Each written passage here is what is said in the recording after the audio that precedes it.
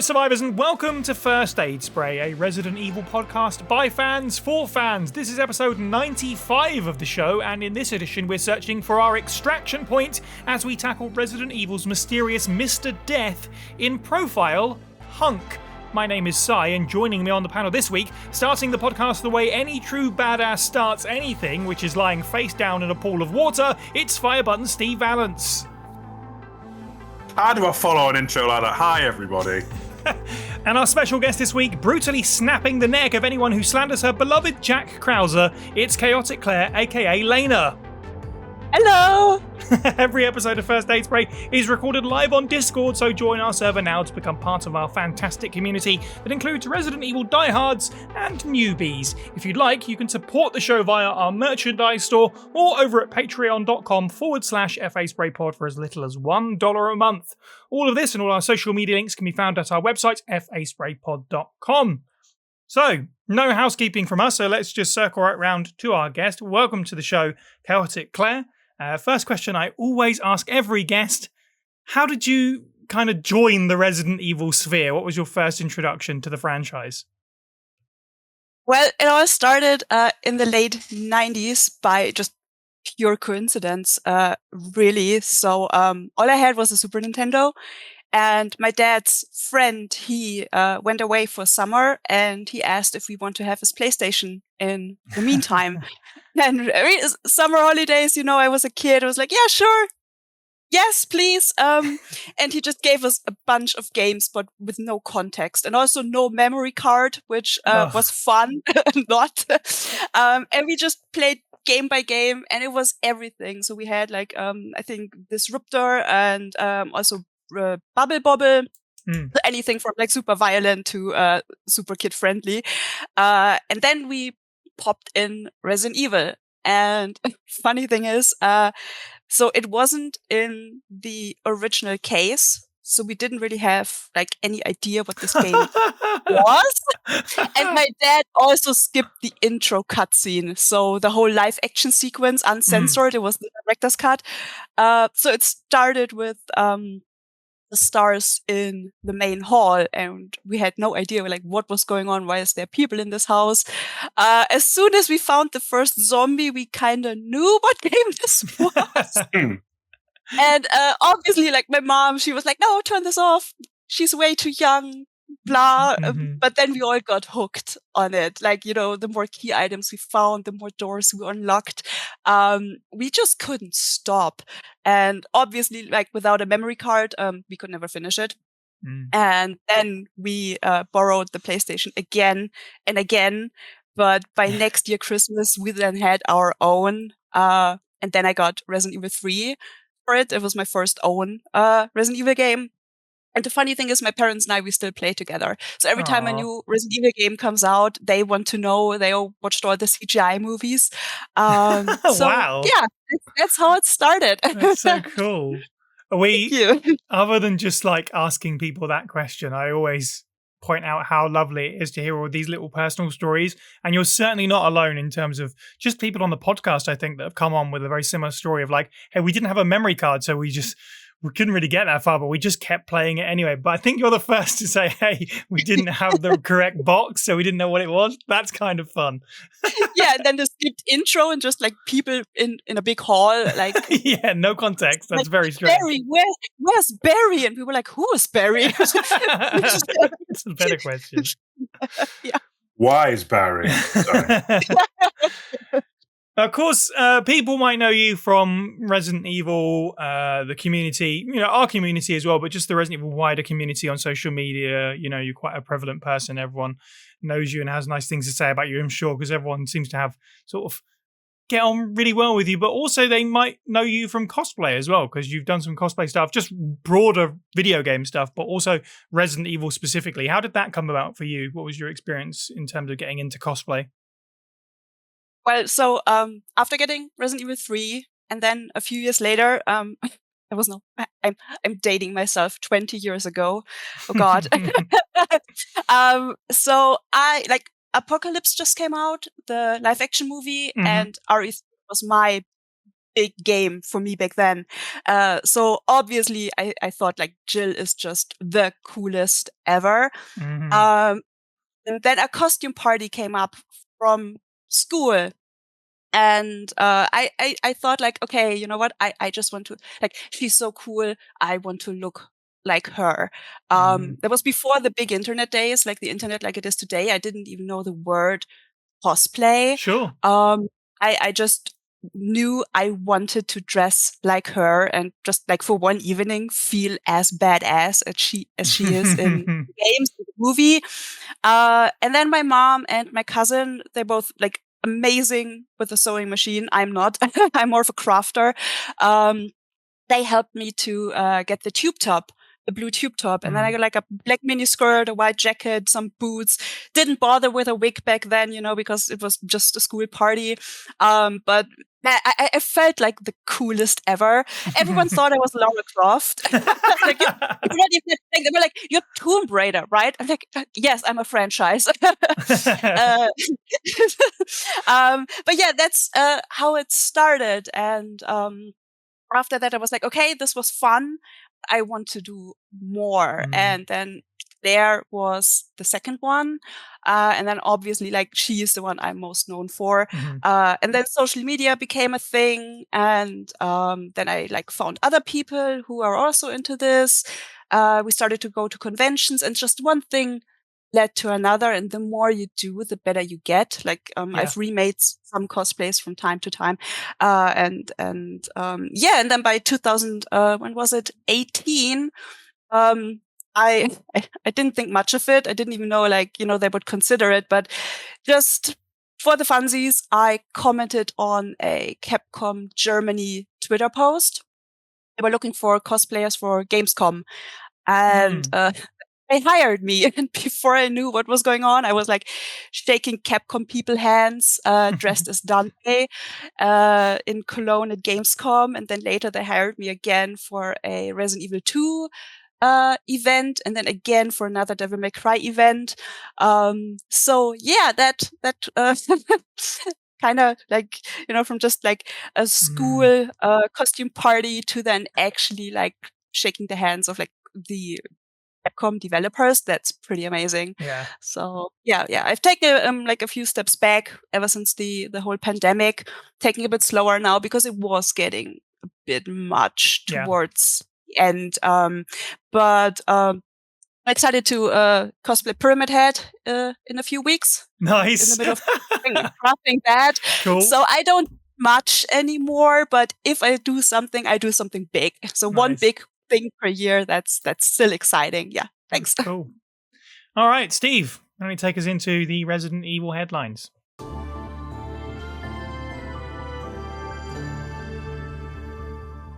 The new Resident Evil motion picture will be produced by Sony and is due to arrive September 18th, 2026. Yes, we only talked about this quite recently, and I don't know if I have a whole lot to say because there's not a lot of new information. But yes, the fight for the new Resident Evil motion picture seems to have been settled. It is staying with Sony, PlayStation Studios, Columbia Pictures, and will be produced and co-financed by Constantine Film as expected. They are still associated with the rights, whether you like it or not. This is, I guess, a best case scenario situation because Warner Brothers, I think, was one of the other names kicking around. Netflix and Warner Brothers were all sort of competing for it. And if you've been watching pop culture sort of headlines in the last few years, Warner Brothers probably would have been a very, very, very bad place for Resident Evil to land because they're a studio that makes movies and then deletes them and, guts video game studio. So we at least wiped the sweat off our brow on that one. And yeah, September 18th, 2026 broke about a week ago at the time of recording through places like Deadline and The Hollywood Reporter. And I did want to highlight a particular quote that came from Sanford Panitch, who is the president of Sony Pictures Motion Picture Group, who said that restarting and refreshing the legendary Sony franchise instantly makes this one of our most important releases in 2026. And I think that's very evidenced by the fact they've given us this release date 500 plus days out, a year and a half or so away, and we have a release date or a prospective release date. I suppose it might change. Lena, any thoughts on new Resident Evil motion picture. Are you excited about a return to the cinema for Resident Evil? Well, my first thought was, why not September 28? Why 18? It's a Sunday. I checked. It's a Sunday. So, right. Yeah. Okay. But yeah. Why another reboot? Like, this just makes Welcome to Raccoon City feel like a placeholder. Like they just put something out to keep the license going because, every few years they have to use that license for something. Like, did it perform that badly so they're not giving it a second chance, like a sequel? I know they teased the Ashford twins in it. I think that will now never happen. Yeah, I'm a bit so. We've had like 7 live action movies and none of it really got it right. Some are better than others, but nothing really got it right. So, yeah, and this whole, we're going back to the original game's horror roots, sentence they used in the marketing. This just feels like a standard sentence they have to put out there for every new Resident Evil project, no matter what it is. Like they did that with Vendetta. We got like 5 minutes of spooky mention. Infinite Darkness. Yeah. Whatever that was.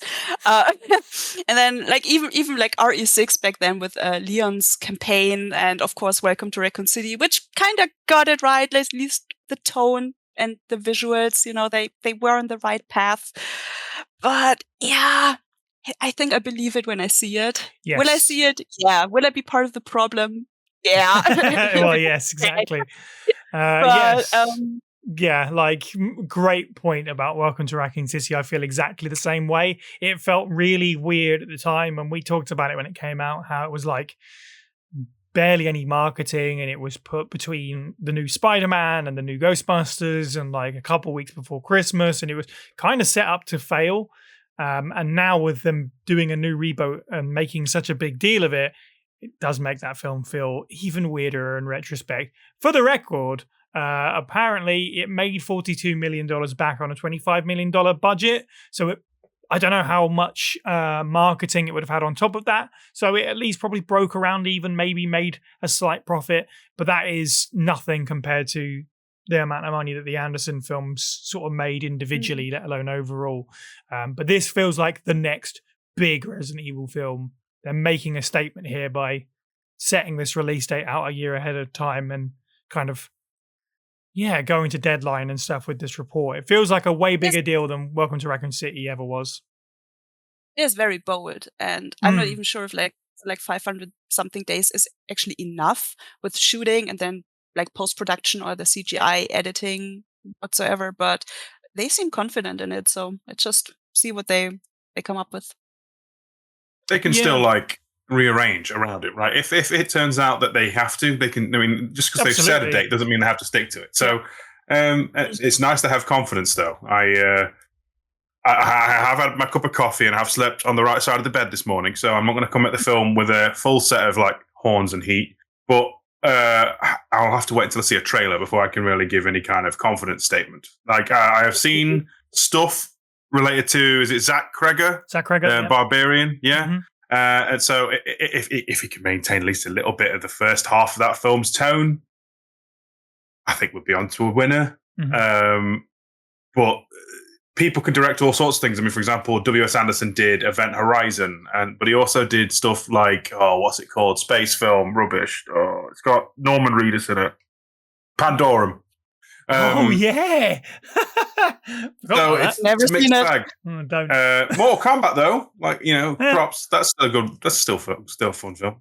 So yeah, we'll see. Yeah, I think we said last time it's all well and good to be like, quite rightfully pointing out, Zach Kreger is quite an interesting fit for this, but he also hasn't previously worked under 3, 4, 5 studios that are all going, we want this, we want that, we want it to be this, we need that, we need, and then sort of diluting his original vision, or, maybe diluting even the word, just sort of punching it to death. Who knows? It really, I don't know how far along this is yet. No confirmation on whether there is a script yet or what, but I don't know. It seems like plenty of time, and they're sort of maybe hopefully scheduling things out right. I'm like you. I won't be excited until I see what it actually is, because we've been burnt so many times before, but equally I'm not just writing this off. So I guess we'll find out in due course, and we'll be continuing to cover that as news does break over the next year and a half. But that is all of the Resident Evil news at the moment. It is still quite quiet. So we're going to do something a little bit weird and head back to the profile series to talk about the most mysterious character in Resident Evil. It's time for HUNK. And now, reading the file Written Orders from Resident Evil Outbreak File 2, Vox by the Sea, who you can follow on Instagram at Vox by the Sea. 2. Tommy Nielsen. It's come to our attention that the cargo dock under your command was used for the disposal of that experiment. We must ensure that that information is not leaked. Commander Rodriguez of the 2nd U.S.S. Division has been revealed as the ringleader, and his authority has been stripped as of today. You are hereby assigned the duty of finding responsible parties. Do not fail. Our information is sketchy, but someone has helped Rodriguez and his conspirators escape. Explore all possible leads, his family, children in the neighborhood, etc.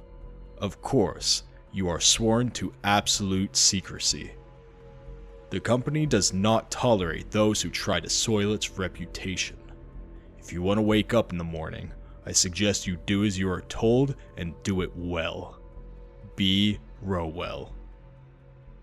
Every time I think we're done with the profile series, I get dragged back in by another idea, and this one's going to be different because, there's not a ton of canon details or even canon appearances for today's character with HUNK, but we do have something different in that being that he's this unlockable mode character. This gives us an opportunity to talk about all the different versions of Fourth Survivor and stuff like that the series has had, and even though he might not be a major part of the canon, if you want to see it that way, he also is quite a big part of Resident Evil in other ways, which I'm sure we'll get into. But yes, this podcast is going to talk about HUNK, the U.S.S, and Fourth Survivor. So let's talk about the U.S.S and HUNK and their sort of setup first. As with every episode of Profile, I'm going to be reading some stuff from our good friends over at the Resident Evil Podcast, ResidentEvilPodcast.com, and their fantastic sort of glossary of all things Resident Evil. So allow me just to cue us up for our first talking point. The first question, of course, is who are the Umbrella Secret Service? Far and away one of the most secret groups in the Resident Evil canon, a paramilitary unit built to carry out Umbrella's most secret and sensitive objectives, including personnel extraction, BOW retrieval, and information collation, which is, didn't realize how well that rhymed before, but that's joyful to say. The exact date of the USS's formation is unclear, although the first mission that we know about is 1988, when 2 troops were used in the assassination of James Marcus. With the opening of the Rockfort Island training facility, the USS found their home, with new recruits being trained on the island to prepare for various missions. Not much is known about HUNK specifically and his past. As with many USS members, their histories either erased or just sworn to secrecy. The earliest recording of HUNK's life comes from 1996 when he completed his training on Rockfort. He excelled in this training, which would have included BOW combat and also early testing of what would become his signature style, CQC or Closed Quarters Combat. Following the training, HUNK was initiated into the USS and rose quickly to the position of leader of the Alpha team, so kind of like top dog of the whole unit. During this rise, he developed a personal rivalry with UBCS member Nikolai Zinovev, despite being in separate paramilitary units. So let's talk about the USS, let's talk about HUNK and the backstory. What do we think about this as an addition to the Resident Evil universe, in addition to, I guess, Umbrella, really, them having this sort of sneaky cloak and dagger kind of their own private military? Steve, what did you make of the inclusion of the USS? It's very like X-Files, where in that it's the FBI versus the CIA and all the rest of it, having this upper echelon hidden behind the corporation that's the invisible hand. They're infantrymen that sneak in, do dirty jobs, and get out, not necessarily leaving a trace. Although in some cases, having a mess up so bad it leaves a massive trace, like the Raccoon City incident. Generally speaking, I like them. I think they've been used correctly throughout the franchise's history, mostly as this shady black hand that isn't really anything but to stab protagonists in the back, get items, or get out. I imagine in my own personal headcanon, they only would answer to like people up top of Umbrella. Yeah. Like Spencer, say Marcus is still around, Marcus probably not. That kind of thing. As that, they are fantastic. Would I say that overused and overplayed elsewhere? Definitely. But in the game universe, they're great. For example, we talked about films earlier. Resident Evil Apocalypse, they're used as generic stormtroopers. Not a fan. As generic stormtroopers, they're rubbish. But as like the shady corporate black site men that sneak in behind like Foxhound and Metal Gear and all this, that works fantastically for them. Yeah. And one of the problems with having Umbrella as your big bad is that it's kind of hard to take down a corporation and sort of frame that as, like a boss fight, basically. You can't fight an entire corporation, but you could certainly fight like a Spencer or somebody. So having these characters kind of grounds it and helps us to identify, various evil parts of Umbrella.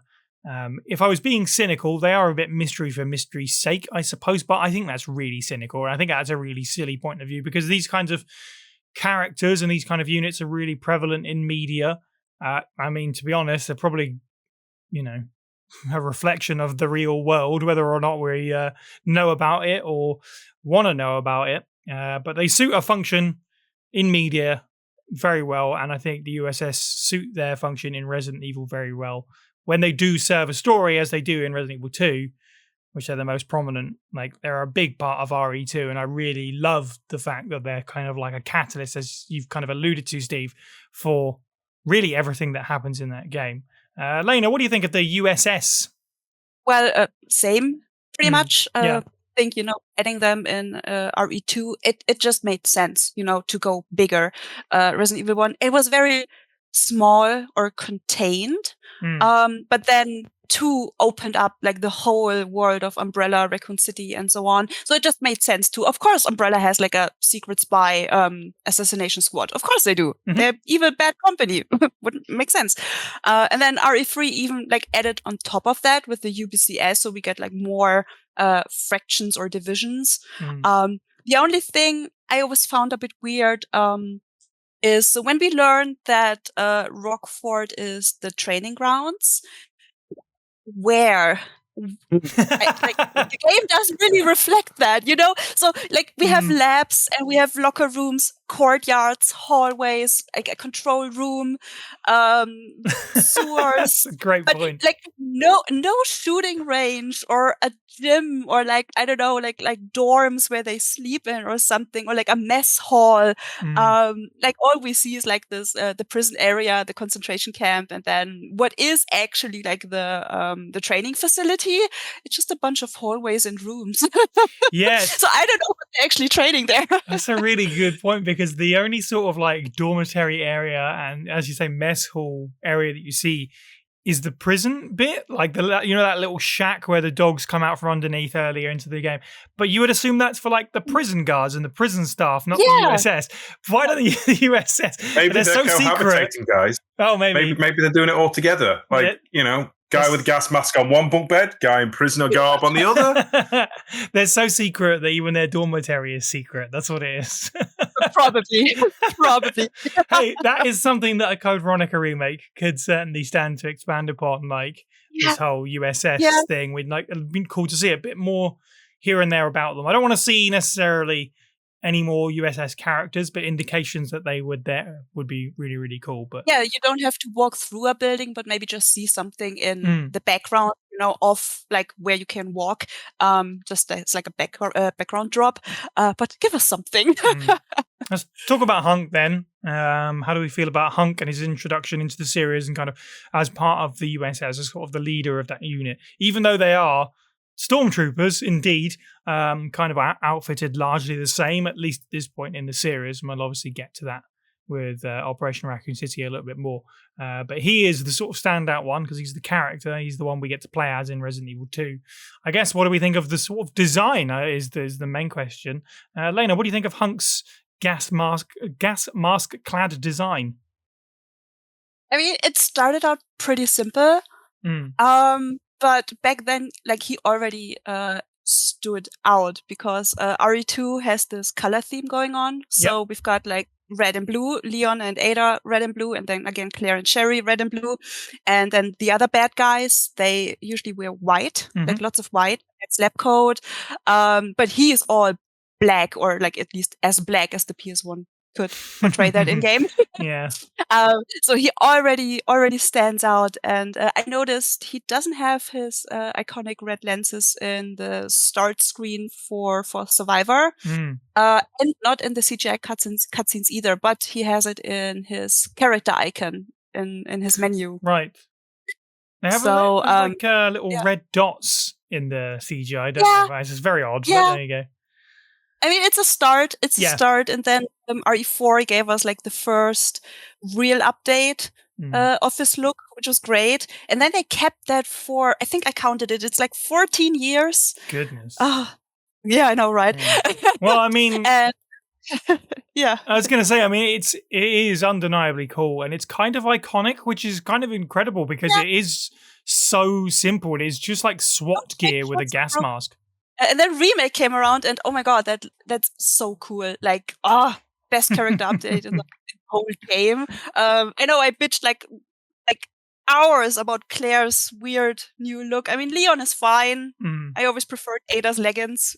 It's okay, but his upgrade is fantastic. It's really, really cool. So yeah, props to them. Well done.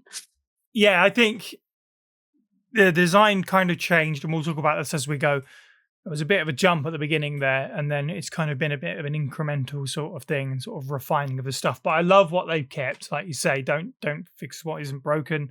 Like his weapon loadout. I think I said this when we watched Death Island, but the fact that like they managed to do the weapon loadout correctly with the U.S.S. soldiers all having the MP5s, I was really happy to see, Dylan in 1998 with the correct weaponry. Just there's, I don't know if it's a small attention to detail thing or it's not, because it's such an iconic part of what the U.S.S. and HUNK's sort of, when you picture him, he's holding that weapon in my head at least. But so that stuff's cool. The fact that they are very careful about, I think, evolving HUNK's design. Steve, what do you think of HUNK as part of the lore and the design?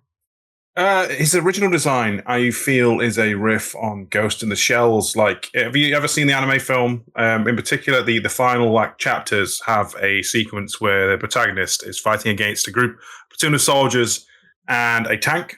The soldiers, I swear, are like the spitting image of HUNK. Oh, right. Like, it's been a long time. Like a particularly RE2 era HUNK, like 98 HUNK, which is fine. That is entirely fine. And the only thing that's really special that isn't like SWAT gear is his mask, as has been pointed out, with the red lenses. Generally speaking, it's a fine look. It's okay. It's not until I want to say RE4 when he comes back and he's got like slight tactical gear with a hint of the what's it called? There's another anime about SWAT policemen.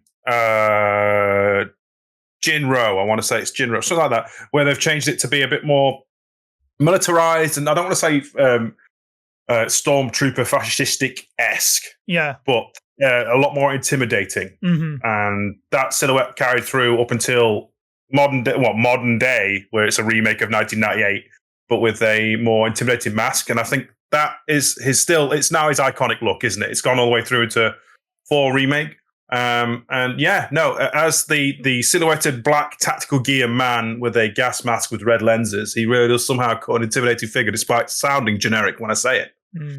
My brain goes in weird places, because when it comes to sort of inspirations, and I haven't seen Ghost in the Shell in ages, and you're probably absolutely correct, but less so the original RE2, but I always draw a weird parallel between him and Vader, because, Resident Evil films love sort of riffing on American movies, and Star Wars is really far away from what Resident Evil is, of course, but that sort of the red and the black and the red and the sort of gas mask is such a normal grounded thing that a soldier would have, but something about that, like that shiny black perfect sort of sleekness to it in some representations, I got Vader vibes. Well, it's more Boba Fett. But yes, very true.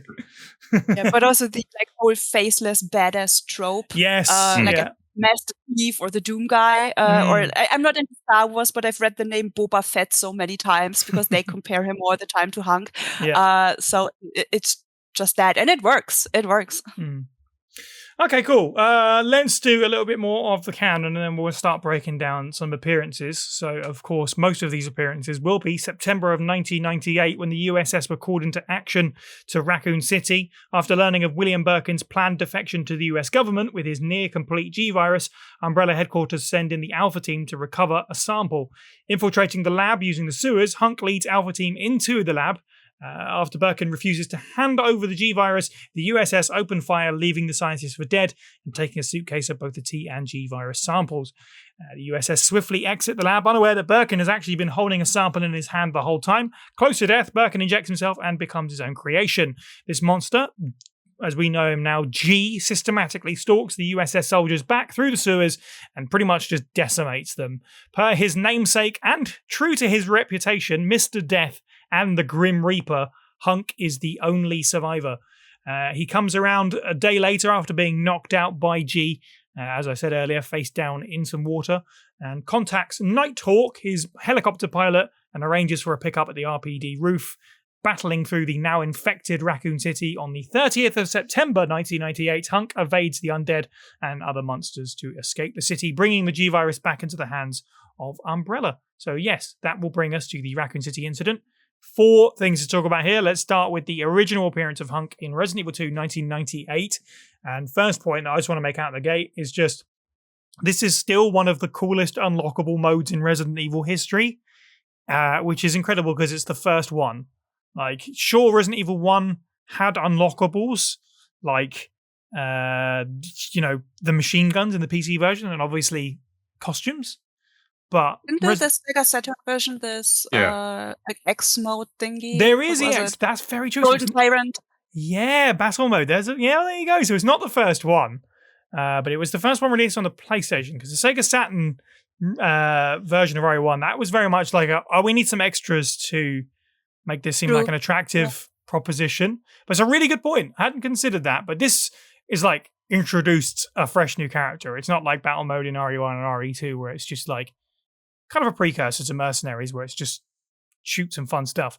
This has like canon implications, which is what makes it really cool. And you get to play as the bad side and all this kind of stuff. There's a bunch of things about it I think have made it sort of legendary in that way, that when people played Resident Evil 2 for the first time and they unlocked it, it was a complete surprise, and it is so fresh because you get to play as one of these soldiers from the beginning cutscene that you see every time you boot up the game.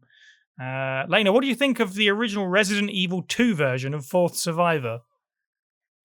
Quite a wide question. I admit I've never unlocked it when I got Resident Evil 2. I was just not that good. And I didn't even know you could unlock something. I only found out so many years later. Like when I got RE4, and then in Mercenaries, again, even later, because our original Mercenaries, like it was cut from RE4. I was like, who is that dude? And when I read the Code Veronica letter, I was like, the report, I didn't know who that was because I never unlocked him. So I only like really dove into Fourth Survivor just a few weeks ago in preparation for today. But yeah, I mean, story-wise, it's cool. I mean, that cutscene, I think everyone remembers it with the soldiers in the sewers and Birkin attacking them. Like in hindsight, I wonder why they got knocked out so easily, because apparently on Rockford they do BOW training. I just always, cut it down to, first injection, maybe Birkin was just like super powerful because it was like his first mutation. The adrenaline. Yeah, and he was also, I think, the most sane at this stage, like the most human. So maybe like, tactical, he could think, he could plan. Yeah, I know I'm like trying to explain plot holes, but whatever. But yeah, and then like, how him just waking up in this water is always a bit weird. The remake fixed that later on, but how did he survive for face a down week? 24 hours? Yeah. Yeah, like ooh, I kind of headcanon that he got knocked out. Birkin moved on. His team was dead. And then he maybe just hid in one of those storage rooms for a week. Like in our original RE2, we have these like 2 storage rooms linked to the safe room. Maybe he just survived a week on canned peaches he found somewhere. Something tofu or maybe tofu. Yes. Yes. Yeah. So, but I mean, story-wise, when you start that mode, I mean, he wakes up in the poopy sewer water. He just says, mission accomplished. That's it. And off he goes. And then you start with the gameplay. And that's all, like, story-wise, pretty much there is until you, like, get an end title card. But the gameplay is really, like, what this is about. Like, okay, he's cool in cutscenes, but when you manage to beat his mode, you're the one who feels cool because you beat that mode. So what I did now to prepare for today is I got the Source Next version on computer. Yeah. And what I did is I enabled all cheats possible at first to give it a try. I mean, it did help a lot. So at first I was like invincible, had like this maxed out inventory, and I just went to like room by room, learn the enemy layout, learn where I can squeeze by, learn where it's best to shoot. And then like step by step, I turned the cheats off until it was like the normal game, like no cheats anymore. And then it was just practice. But like every time I got better, it felt great. But then again, like when I failed in a room I managed to do before, this mode made me go through all the emotions from like super, super frustrated to super, super happy. Also, damn those liquors in front of the library hallway. Like, man, that broke me. Like, I made it so far, and those stupid mutated liquors, always. And that upstairs waiting room, like, nasty. But what's funny is, so what the original does is, the original mode, you only have one enemy type per room. This will change later, but for this version, you only have one enemy type per room. What you see, like the first enemy you see, is what you get in this room. And the handgun is pretty useless. I've never used it. Like, why is it there? Like, give me a herb instead, please. Like, I don't need this. The shotgun is your best friend. So is the Magnum for the IVs. What I found is like the best weapon you have are your legs. Just run. Do some wall hugging and run and squeeze through. Don't stop. Also, dogs are stupid. Dogs in the original. In the remake, they're not, but in the original, they're so stupid. So just run past them. And I don't know if it's just me, but I know you've played it too. Do the spiders feel weird to you? I found their RNG very inconsistent. Like the zombies, I would always know where they would pop up. Same with the dogs. But the spiders were very, very inconsistent. Or maybe it's just me. I think they're like that in general in just classic RE2. I find they're in a lot of places that just make it so you don't have to deal with them most of the time.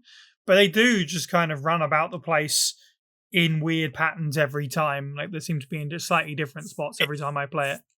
In the base game, it feels like they are placed in places where they are designed to fit. Whereas in Force Survivor, they're crammed into tiny corridors. That's very and they have RNG where they could either do the spit attack or try and do the pounce attack. Well, I say pounce, the ramming attack. And it's all down to luck. I remember I would cancel when they did their like acid attack because I needed all my blue herbs for the IVs.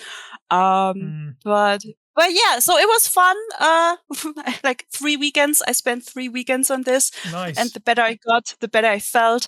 And my first rank without any cheats, it was an A rank. Wow. 4 minutes, 1 second. But I tasted blood and I was like, no, I can do this. I can do this so much better. So I tried again. And in the end, my best rank or time was 3 minutes, 49 seconds, 59.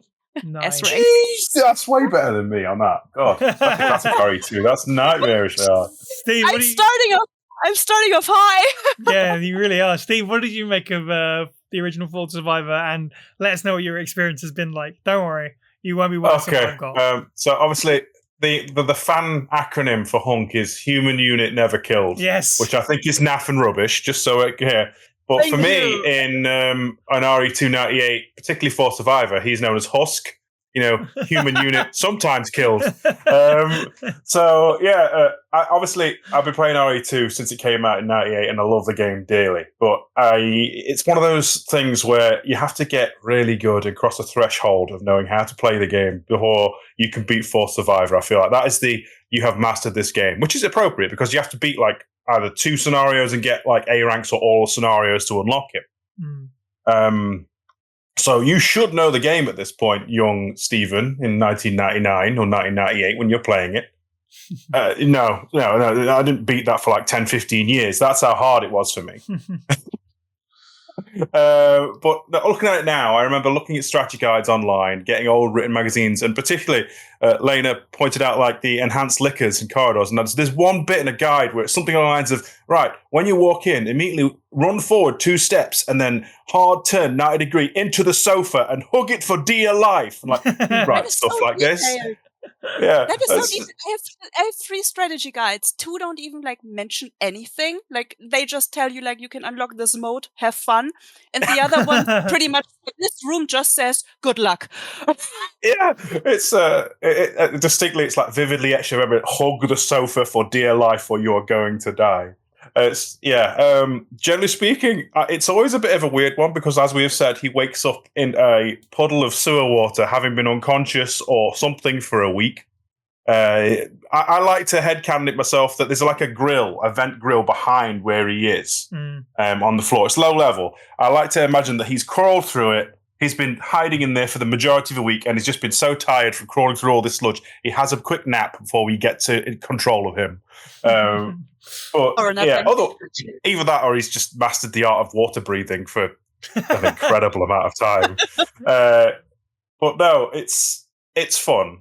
In particularly in RE298, it's a masterclass test of a player's abilities to beat, especially because you have to unlearn the idea of killing something. So as Lena's pointed out, you don't really have the ammo to do it. And I would only use the pistol to knock things down and push through. Yeah. Or if I can't run past them, I'll knock a zombie enough to it fall over and then walk by, or unload bullet after bullet into an ivy and pray that it'll die because I want to save my magnum rounds for Tyrant to not punch my head in.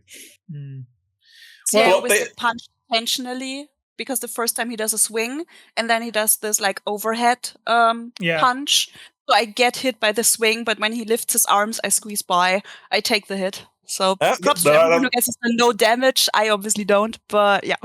a tactical damage. It's damage boosting through him. Yeah, no, I get it. That's acceptable meta for me because I'm much a clumsy sledgehammer. But yeah, no. Generally speaking, I find them so cool. Like in the actual FMV, that is like peak FMV in RE2.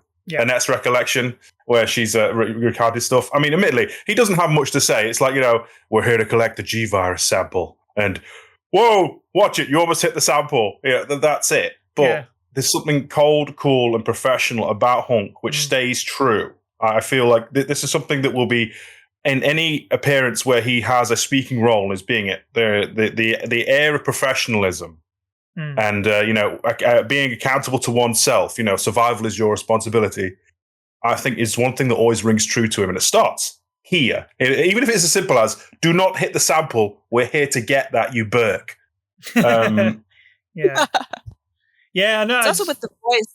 I mean, it was a different voice actor, but it kind of like set the tone for what would come later. Absolutely. I was going to say, it's nearly there, the voice. It's not the voice actor we all know and love, but he really does set the tone is the perfect way to put it. It's not a bad take on it at all, and it sets the groundwork for what's to come. I think that we've kind of established a little bit, but the CG version of the U.S.S. In the game is superior to the in-game model in terms of the design, which is why we kind of lost the sort of brown, grey, tan, sort of depends on what lighting he's in, additions to the black, and we just went all black. Which is I find is really funny because when Resident Evil 2, the board game, landed, I painted my copy of that game as game accurate as possible with 2 exceptions. I painted my Misty zombies with the iconic red top. Because in the game on the sheet, she wears black in the game, but that iconic artwork of her in red and green, I was like, it has to be that. And of course, the other one, the HUNK model, I painted completely black. I didn't give him his little brown sleeves. So I was like, no. This is the way HUNK looks. I don't care if it's not how he looked in 98 in the game. But so I think that says it all. But so the character model's fine. I think the music sucks. We should probably point that one. It's okay, I guess. But for 10 to 15 minutes, it's not okay after 15 minutes consistently. And then if you keep playing it, it just drills into your brain. But we are here to talk about the gameplay. And well done to anyone who has beaten this mode. Because I was aware of it growing up. Definitely. It was one of those things that was always in gaming magazines and like hint books, and you can unlock this mode and by doing this and that. I think I might have unlocked it. I did unlock it at some point growing up. So I remember unlocking it and then immediately being like, I can't do this. Fast forward like 20 years later, it's not really any different. I think the furthest I've ever got is the first floor sort of west hallway area. Never any further than that. I have always sucked at this. And the liquors and the ivies. Yes. That one? Yeah, I remember getting through the secretary's. No, I guess it's a waiting room where the spiders are, and then you get through into the hallway where the liquors are in the base game. Are there liquors in there in Fourth Survivor? I forget, but yeah, around there. And by that point, I'm just sort of like out of health items already. Because, I've always been terrible at this to the point where I was just like, I'm just not even going to play it anymore. And I haven't touched this in like 15 years. So it was really nice to play it again. And I was really surprised how reactive I was to playing it. I was having a lot of fun, even though I was terrible at it. And it really cemented just how good it is. Like, as even though it's kind of... I don't even think you can call it an asset flip. It's not even really an asset flip. They just plonk the character model at the other end of the map and say, go the other way. We've, populated it differently. But I think something like that is cool. It really showed Capcom's willingness to sort of wade in and muck around with the stuff that they made and present something in a new way. Like the battle modes do as well, and like Mercenaries would go on to do. I think it's such a cool and worthy and unique and valuable addition to when you beat it. Even if you suck at it like I do, I think it's just one of those things where you play it for the first time. Like, this is really cool that it exists.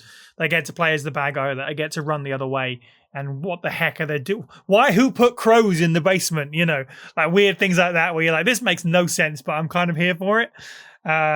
So yeah, of course. How could you not love Fourth Survivor? I'm glad it's here, and it obviously wouldn't be able to do the podcast without it, to be honest. But I don't think it's the best version of it, but I think it's incredible for the time that it was, and gaming in general, not just Resident Evil. Not many games would have presented just a random quote-unquote throwaway mode like this. They didn't have to make this, but they did, and I'm thankful for it. Shall we move on to the next one? Well, I got one more story in my notes. Yeah, no, go because we didn't really dive into his backstory a bit. So I always wondered, because he got training on Rockford from 96 to 98, and I let my mind wander a bit. I'm sorry. So here come the headcanons. I know. half. So did he have previous experience, or did he become Alpha Team leader in just 2 years? Is he another one of Capcom's young genius characters like Alexia, Rebecca, and all the others? Because we don't know anything about his previous life except for this. He has a rivalry with Nikolai.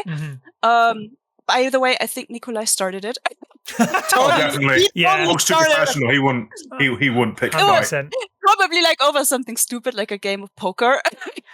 What a scumbag. But so yeah, it's just we didn't even get a blood type for him, and it's a very good point. Games, in Japanese games, blood types are what in the West are zodiac signs. Each blood type has characteristics attached to it. So we don't get any age or whatever. But yeah, this always stood out to me a bit. So no info at all. the closest thing we get, and I don't know how canonical it is now, is that little like epilogue frame in RE3, isn't it? And he looks like a reasonably aged dude, not like young. you could tell. Yeah, he's like at least I want to say early 30s or late somewhere in the 30s by the time 98 at best. Yeah. Yeah, no, I ascribe to he must have been something before, be it like U.S. military or something. It doesn't have to be American necessarily. Like I say, we don't know when the U.S.S. was formed, but we do know that he passed his training in '96. So to pass your training and get to the top of the pile, sorry, 88. 88 is the earliest sort of info we have on them, which is them assassinating Marcus, but we don't know when they actually started. If they started in 88 or sooner. Which means they've been around for at least sort of 8 years before HUNK joined. At the very least, 8 years or more. So he definitely must have come in either just this incredible sort of superstar athlete, or highly trained by someone else, some mysterious shady organization. Maybe he came in through some sort of government program. We'll never. I don't think we'll ever know. Maybe he was just a dude who had to pay rent and needed a job. That's it, isn't it? Well, you consider the nature of the U.S.S. and that they have like prisons, soldiers on death row, and people who are like ne'er-do-wells who can hold a gun. This feels like very much the juxtaposition that HUNK and the nature of the U.S.S. they will be seeking professionals, especially if they have a training facility dedicated to them. I would like to think that he's someone who has seen some kind of service, be it in military or otherwise, beforehand. Yeah. But other than that, it's a bit of a nebula. Yeah, it would make sense, yeah. All right, let's talk about Umbrella Chronicles. This is, in terms of release order, the next version of Fourth Survivor, the next appearance of HUNK in terms of outside of Mercenaries modes, which we'll talk about a little bit later. But this is the debut of the most consistent voice actor in Resident Evil, Keith Silverstein, who plays HUNK for the first time here. Not his best work for me. It's a bit too light. I like a deeper, gravelier HUNK, which is something that he sort of develops over time. But nonetheless, I loved going back and experiencing this again and being like, this was his first time, getting to really get into things with HUNK. So that's cool. This one's a little bit of a weird one, definitely, because it's because it's Umbrella Chronicles and it's a on rails light gun game. Whether or not it feels like Fourth Survivor, I guess, is one of the things we kind of have to think about here. Steve, what do you think of the Umbrella Chronicles version of Fourth Survivor? For the longest time, it was my headcanon version of how he survived Resident Evil 2. That has obviously changed. We'll get into it. Okay. But yeah, no, it's fine as a debut. I feel like the key moments for me are the beginning and the ending. Obviously, there's the cute bits where you get cross talk from the radio station and how it's basically it's not doing well in Raccoon City at that time. Oddly enough, everybody. But generally speaking, I have secured G. I'm going to blah blah blah. Make my way out, jerking. Yep. Working infecting himself with the G virus. He's basically explaining the entirety of like his snafu from his perspective to Nighthawk, I believe, on the phone. On the radio. My brain. I'm a bit hyper today. Can you tell? And then proceeds to be one of the loose interpretations of the same layout of RE2s within reason. Obviously, they can use what maps they've got from Outbreak. Let's be real, guys. Yep. And they do a reasonable job. They add a few hunters in certain places where they shouldn't be. But there are some points where they just put enemies where they should be, and it's really, really cute and really, really nice. Yeah. But the main takeaways for me are he's got his, at this point, it's not the first time we would have seen it as players, but it's the first time we would have seen it in his various interpretations of Fourth Survivor, the illustrious neck snap. Complete with jumping in, knocking zombies flying, breaking one's neck, and then jumping back again. Which is a debut of something so fantastic. Yeah, it's pretty cool. And yeah, on the comms, he is again. Goblin 6 is basically asking for help. This is another U.S.S. member who's basically near the head's breadth of the mission being complete from his perspective, is asking for help, and she's still in the sewers at point Quay 12, no less. And he's basically, survival is your responsibility. See ya. Okay, bye. And I mean, not quite. It's not. He doesn't care because that would jeopardize the mission. Yeah, absolutely.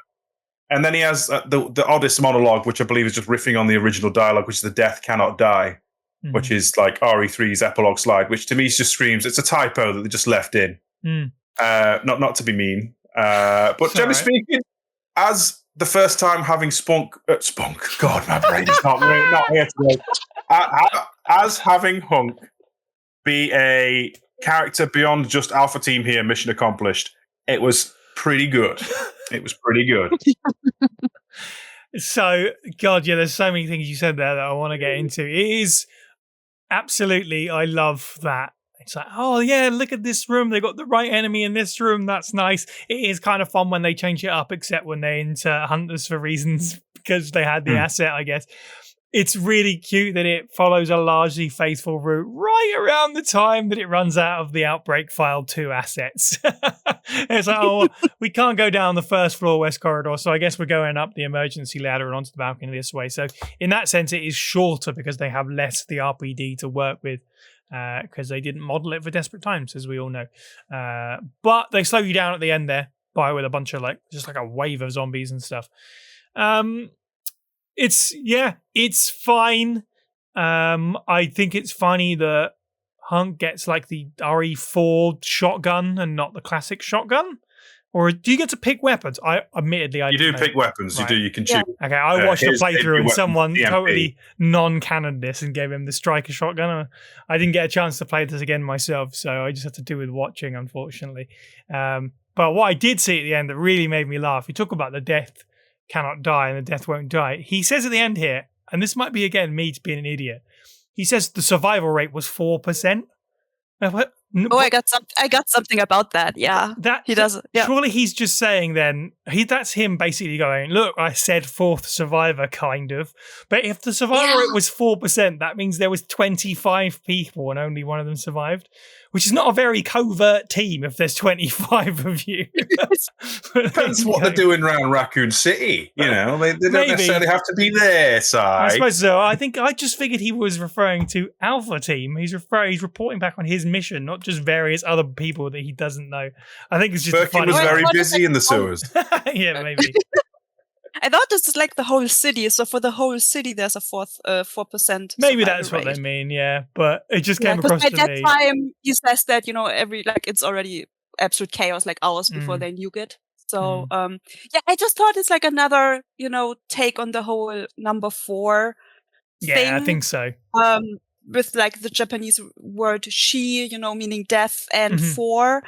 So they just squeezed another 4 in there. Basically, yeah. And the only other thing I've got really is that for me, I think Umbrella Chronicles has been that it's a light gun game and it's kind of fun and goofy a little bit. And they just are guilty of this where the characters will banter back and forth throughout the genre and the game in particular. But I think the sort of radio chatter, whilst a cool concept, and it's meant to show the final gasp of the city, it's A, really annoying, and B, I like the idea that the city is already pretty dead by this point. It's the 30th of September. It's the last gasps. There's so many people talking on the radio.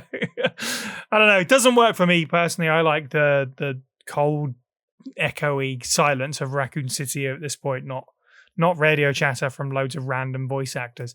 But fair enough. Lena, what do you think of Umbrella Chronicles' version of Fourth Survivor? I agree about the whole radio thing, but just to start from the beginning, it's my least favorite version, mostly because it's first person and it's giving me motion sickness. I played it. Oh yeah.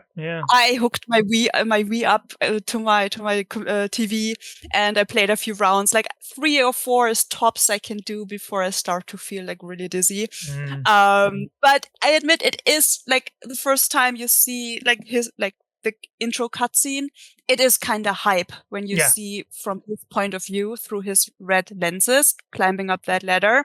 That is just really, really well made. But yeah, first person. And I also found it's like the least, because it's the least interactive version. Absolutely. I don't want to say it's easy, because you're in like quotes just shooting. The game throws a lot at you, and if you play with the standard loadout, I believe it's actually pretty hard.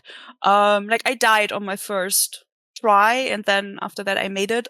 But so it's not easy, but for me it's the least engaging. Yeah. So that's also what kind of made it a bit boring. Mm. And then, like the whole crosstalk idea, it is a good like in concept, but it was just too much. And the word I noted down is sensory overload. Yes, because you're definitely. shooting all the time. You're shooting all the time. Every shot does like a lightning flash, and then you have this constant chatter on the radio. It was just too much, and I prefer they would have used that to let him and Nighthawk talk a bit more about what's going on. Maybe give us some background story, and they could have even incorporated Nikolai and the U.S. because they were in the city at the same time. So give us info about that. Let him talk more. But I admit, like the radio DJ, slowly but surely, absolutely losing it. Like he starts out relatively sane. By the end, he's just absolutely crazy. That was well done. That was well done. So, and yeah, the whole Goblin 6 situation. I mean, it is like, if you just like, it's a bit of a move. She cries for help, and he's just like, yeah, well, oopsie, bye. But then again, I thought like, she was in the sewers. He was already like one door away from freedom, and so I thought like, okay, if he had turned around, like she died 2 seconds later anyway. So even if he had tried to turn around, he wouldn't have made it. And then I think also the sample may have been his ticket out of town. Yeah. So what if he risks losing it on the way back? And if he gives it to Nighthawk first and then turns around to get Goblin 6, Nighthawk may just fly off, and leave him there. Yep.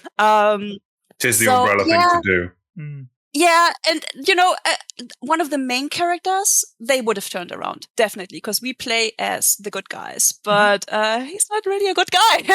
At least in this version, he's not. So yeah, kind of harsh, but like he said, this is war, and he had a mission to do. So yeah. Yeah. And in the end, yeah, sorry. I was just going to say, like, when you were saying about the gameplay, because it's the light gun thing, you're on rails, it just doesn't feel like Fourth Survivor to me. There's no, like, the mad rush, sort of oppressive danger of it that the original mode has. That takes drastically away. I'm glad that they included it, but it just feels like more of the same. Like for the rest of the game, it doesn't feel special in the way that Fourth Survivor does in RE2. One would argue it's one of the most faithful adaptations of its initial scenario in that game. Like RE1 and RE0, and especially RE3, do not resemble quite how they're meant to go, whereas Fourth Survivor at least tries to. Yeah, absolutely. It does well what it's got. It just, it doesn't. There's a cap on how much it can do. And, I agree with the crosstalk in general, but there is just something so stupid about, hello, welcome to Raccoon City FM, the Lucky Station. And this is our last broadcast. The dour tone makes me giggle every time. I think that radio DJ knew already maybe he was bit and he knew he was dying. So he just wanted to come out like on a high note. I don't know, maybe. Pretty sure it's Yuri Lowenthal as well, which is pretty good. I can believe it. That He sense. has so many Resident Evil characters. He's Finn and he's Neil as well. Neil, yeah. He's everywhere. So at the end we see a bit of his face in the G-Virus capsule reflection. But I always thought it looks like a reused model. Like he looks a bit like Chris or Richard, which are also assets in that game. It was a nice idea for a face reveal, nevertheless. But you don't see much, and I think so many people missed it the first time.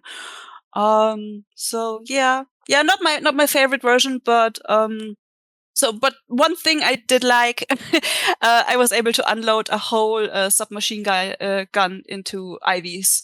That felt really good. After playing the original and just unloading all my weapons into an IV, that was great. Any thoughts on the voice performance here from Keith his first go around as HUNK? Anyone got anything? he definitely improved. Like, Yeah. it was the first time he did good, but he hasn't really found the character yet. He did later. Like, I think the next game we're talking about, that's, when you can really tell he found, like he knew what he was doing. But yeah, I mean, he had to start somewhere, and I'm glad he came back for future roles. So yeah. Yeah, agreed. He was okay, but he's yet to really like flourish. He's yet to bloom into the HUNK that we like. I think like most performances in that game are okay. Yeah. Yeah. So like you can tell from other actors who then later returned for those roles, they all improved. Yeah, big time.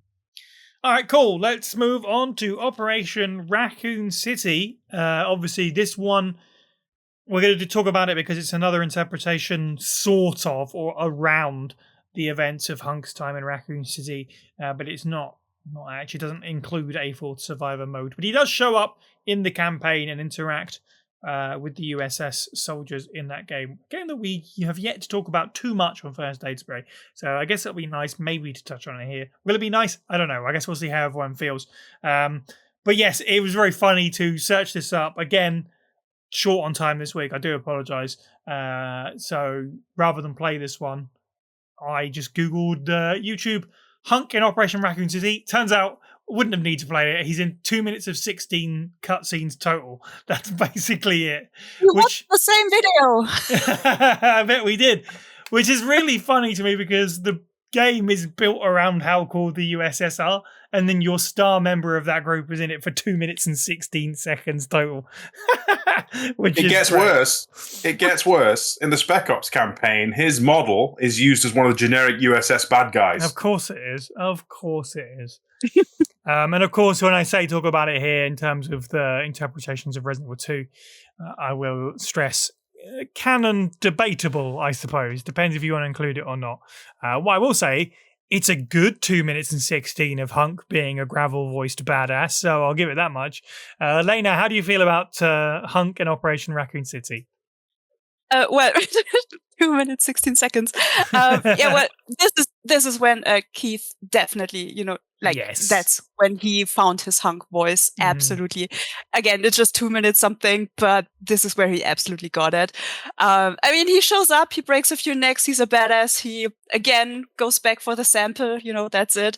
I played that game with a friend a while ago. It's okay if you get co-op partners. It's a different canon, that's why I can view it as its own thing. It's okay. Great idea, bad execution. But and he's also part of Heroes mode, I think, which is the bonus game in Raccoon City, but I only played that once as Claire. And when you die, it's like a versus match. And when you die, you cannot play as that character anymore. You get switched out for one of the main characters, which I always found stupid. Like, why would I change my character when I die once? Like, you can stay in the game and keep playing, but you cannot play as your character anymore. So I only played it once, and that's it. But yeah, I mean, we get a bit of lore in that canon universe. So apparently he trained Vector, one of the main characters. He's like a mini HUNK, cool design. I like the hoodie. And he actually has a skill that would later be reused for HUNK himself. So he can turn himself invisible in gameplay, and they would then reuse that for raid mode and RE verse, which is getting shut down. Oopsie. Yeah. So it's also in Heroes mode. He actually does have Vector's moveset, which I think is how it's just kind of bled together. Yeah, right. They copied the skill set. Like Claire was a healer character, I remember. But yeah, they just used the skill sets of the main characters. And then they the whole side report thing. He has no human side. He has only a soldier side. I can later say a bit more about why I don't think that is true. But in Operation Raccoon City, they just pretty much say hey, no, he's emotionless, cold, just a soldier, that's it.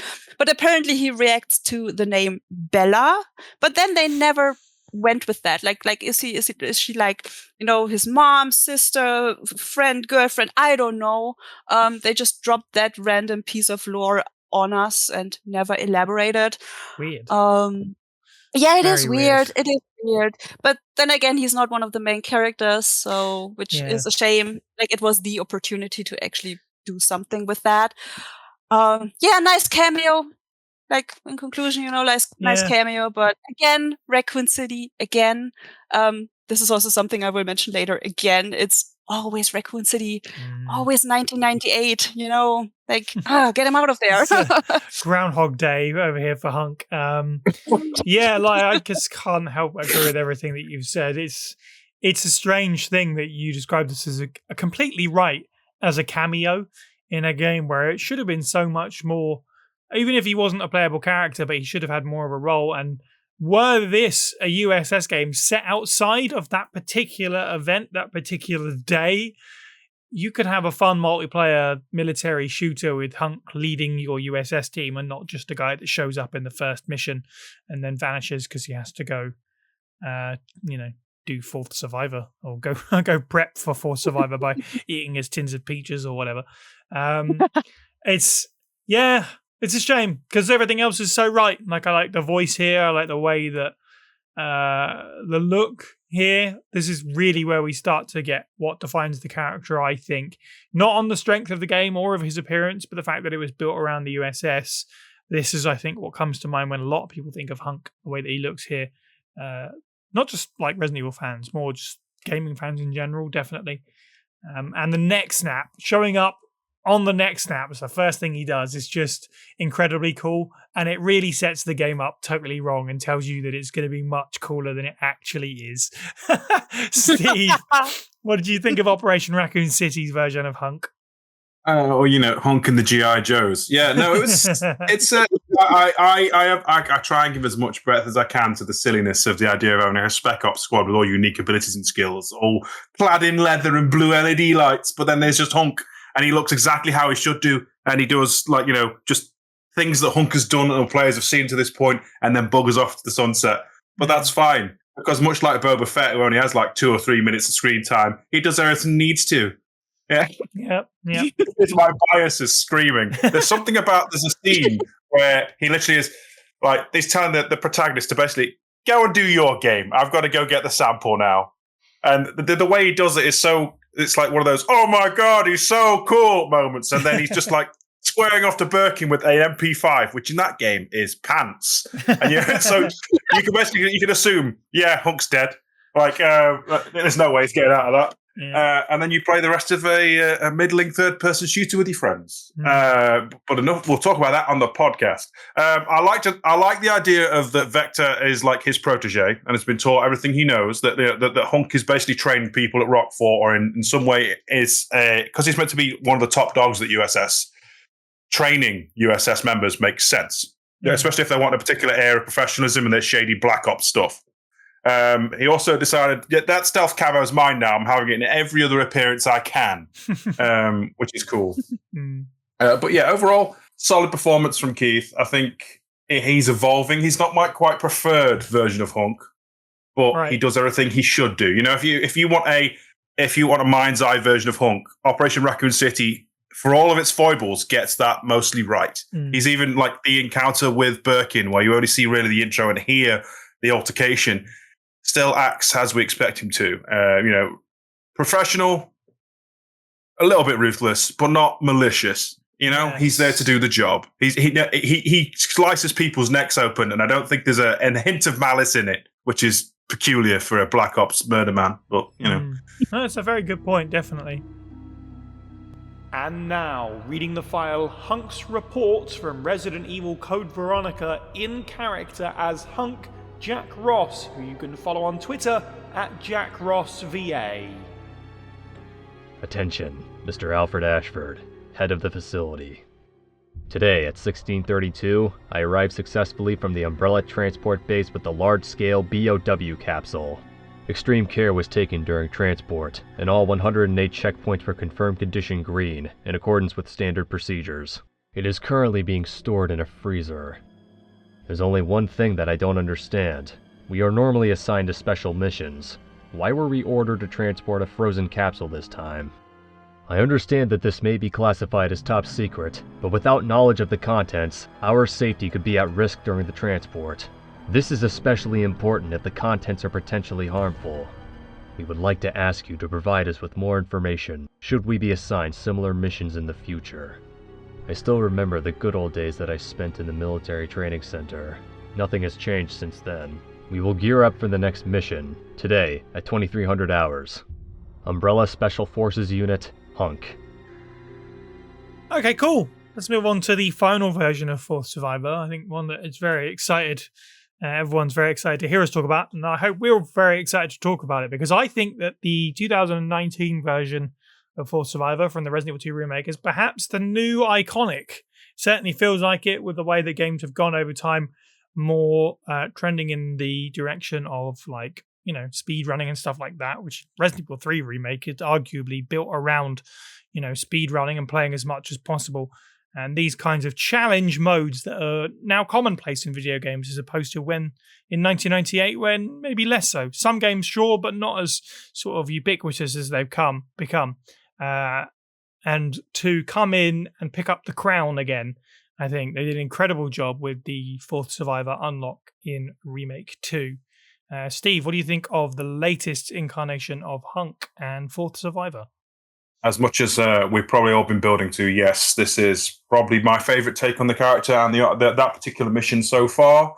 There's just something about the nature of it and the fact that he doesn't want to mince words. He just wants to know his extraction point, which to the point where that became a meme. Mm-hmm.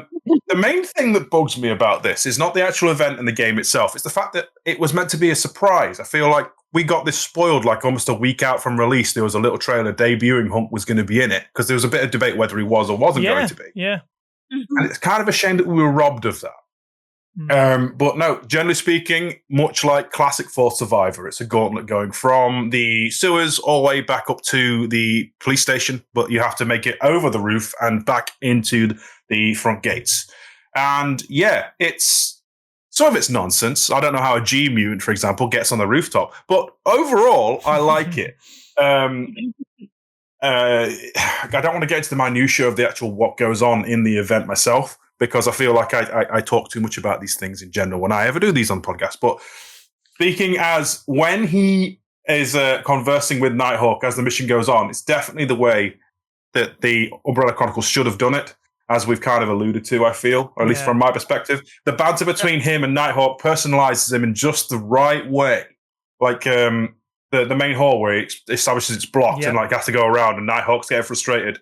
And then we're almost at the extraction point, but Nighthawk has to go. So HUNK, being the professional man that he is, says, well, go then. Not quite like that. Make your own way out, followed by his signature quote, survival is your own responsibility.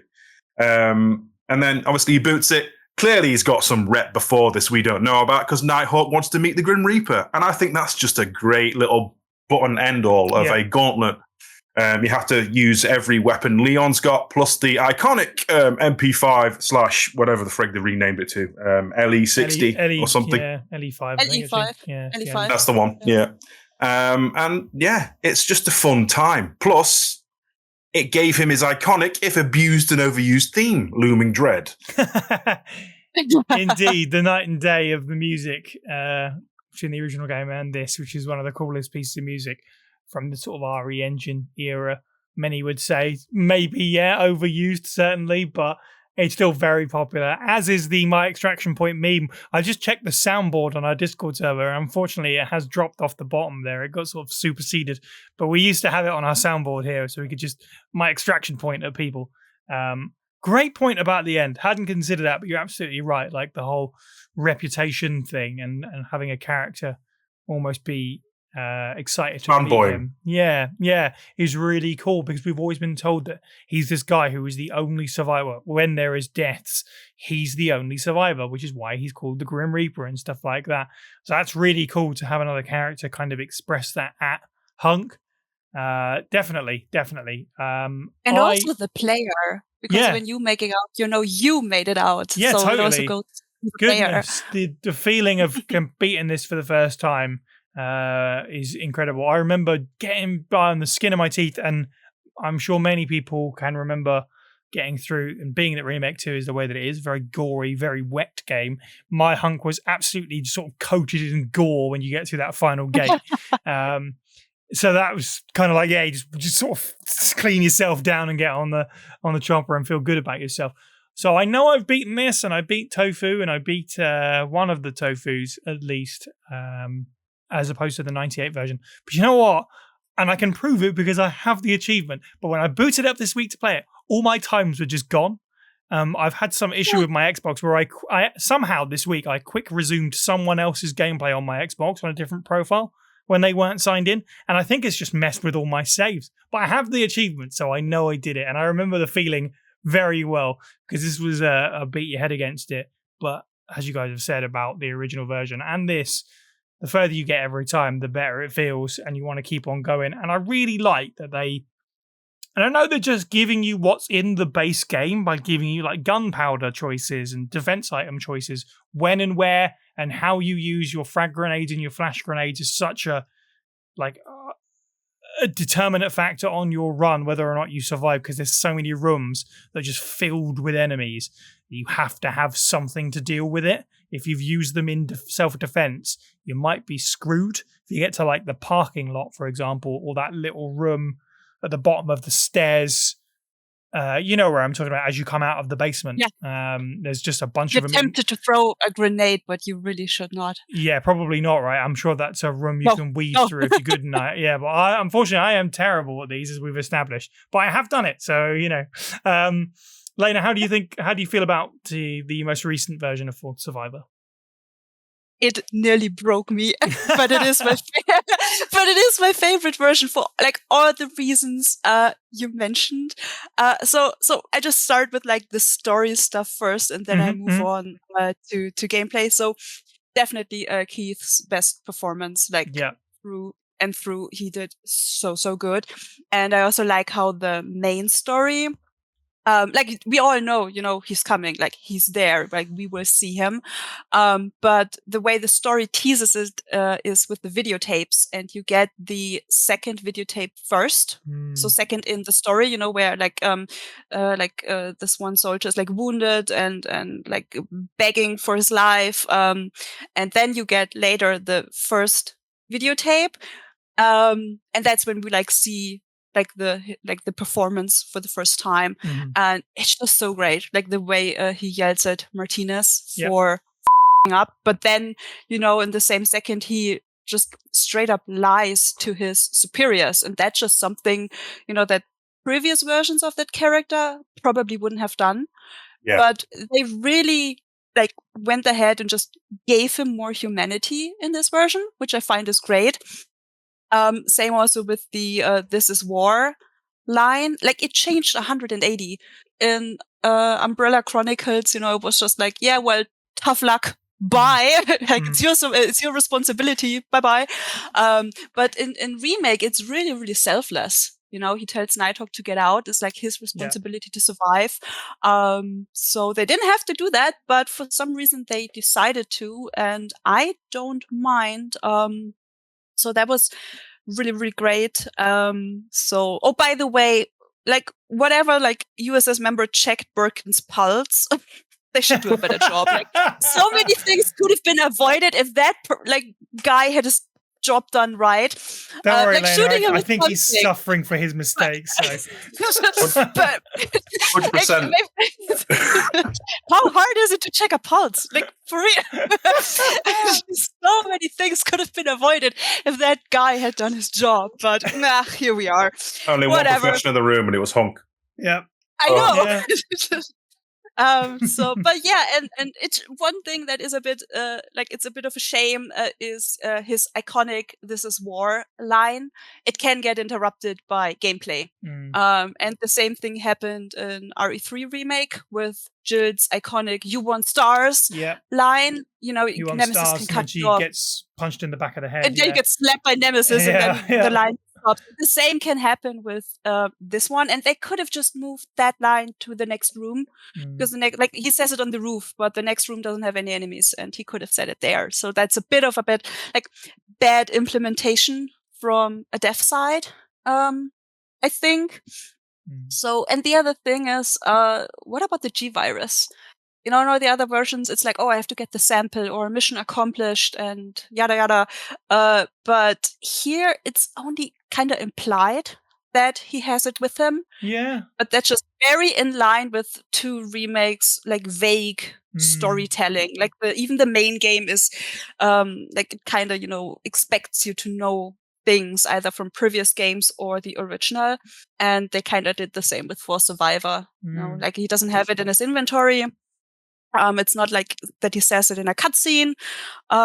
So that was a bit weird, I think. That's a very good point. I hadn't considered that. Yeah, just another example of it, unfortunately, where it was like they probably could have spent a little bit more time thinking about the writing from the perspective of someone with zero knowledge, definitely. Yeah. So, but I did like the whole banter with Nighthawk. Like he's the biggest HUNK fanboy, and I just love it. Although I admit I did start to mock both of them. Like I played this so many hours, and when like after failing and trying again and again, and then hearing, because you can skip certain voice lines, but not all of them. And every time I slide down in the sewers and he tells me like, relax, Mr. Reaper, like, don't tell me to relax. I've been trying for hours. I'm not relaxed. And I also swapped out. I mean, Looming Dread is like, it's the yeah, it's such a good song. And even like the Tofu version is even better. Oh my God, yes. Listen to the Tofu song; it's great. But I swapped it for a metalcore playlist, and I'm happy to share it later. I just needed different music because I was getting like flashbacks, like every time I heard that song. But it came up the other day when I commute by train to work, and I stepped off the train, and then Looming Dread started playing, and I just moved past all the people at the busy train station like a pro. Weaving through everyone. Yeah. So that was great. But so like, and about the gameplay, when I said in the original, what you see is what you get, just one enemy type per room. The remake like makes it clear from, I think, room number 4 that this is not the case anymore, and the dogs are certainly not stupid anymore. Like they are the worst, absolutely the worst. Yes. But the handgun is still useless, so they kept that from the original. Again, shotgun, magnum, and just running, so same again. But getting gameplay down is one thing, because you can do that. You can memorize room patterns and when to use what weapon and so on. But I noticed that after a while, like when you get better and better, it becomes a kind of psychological game.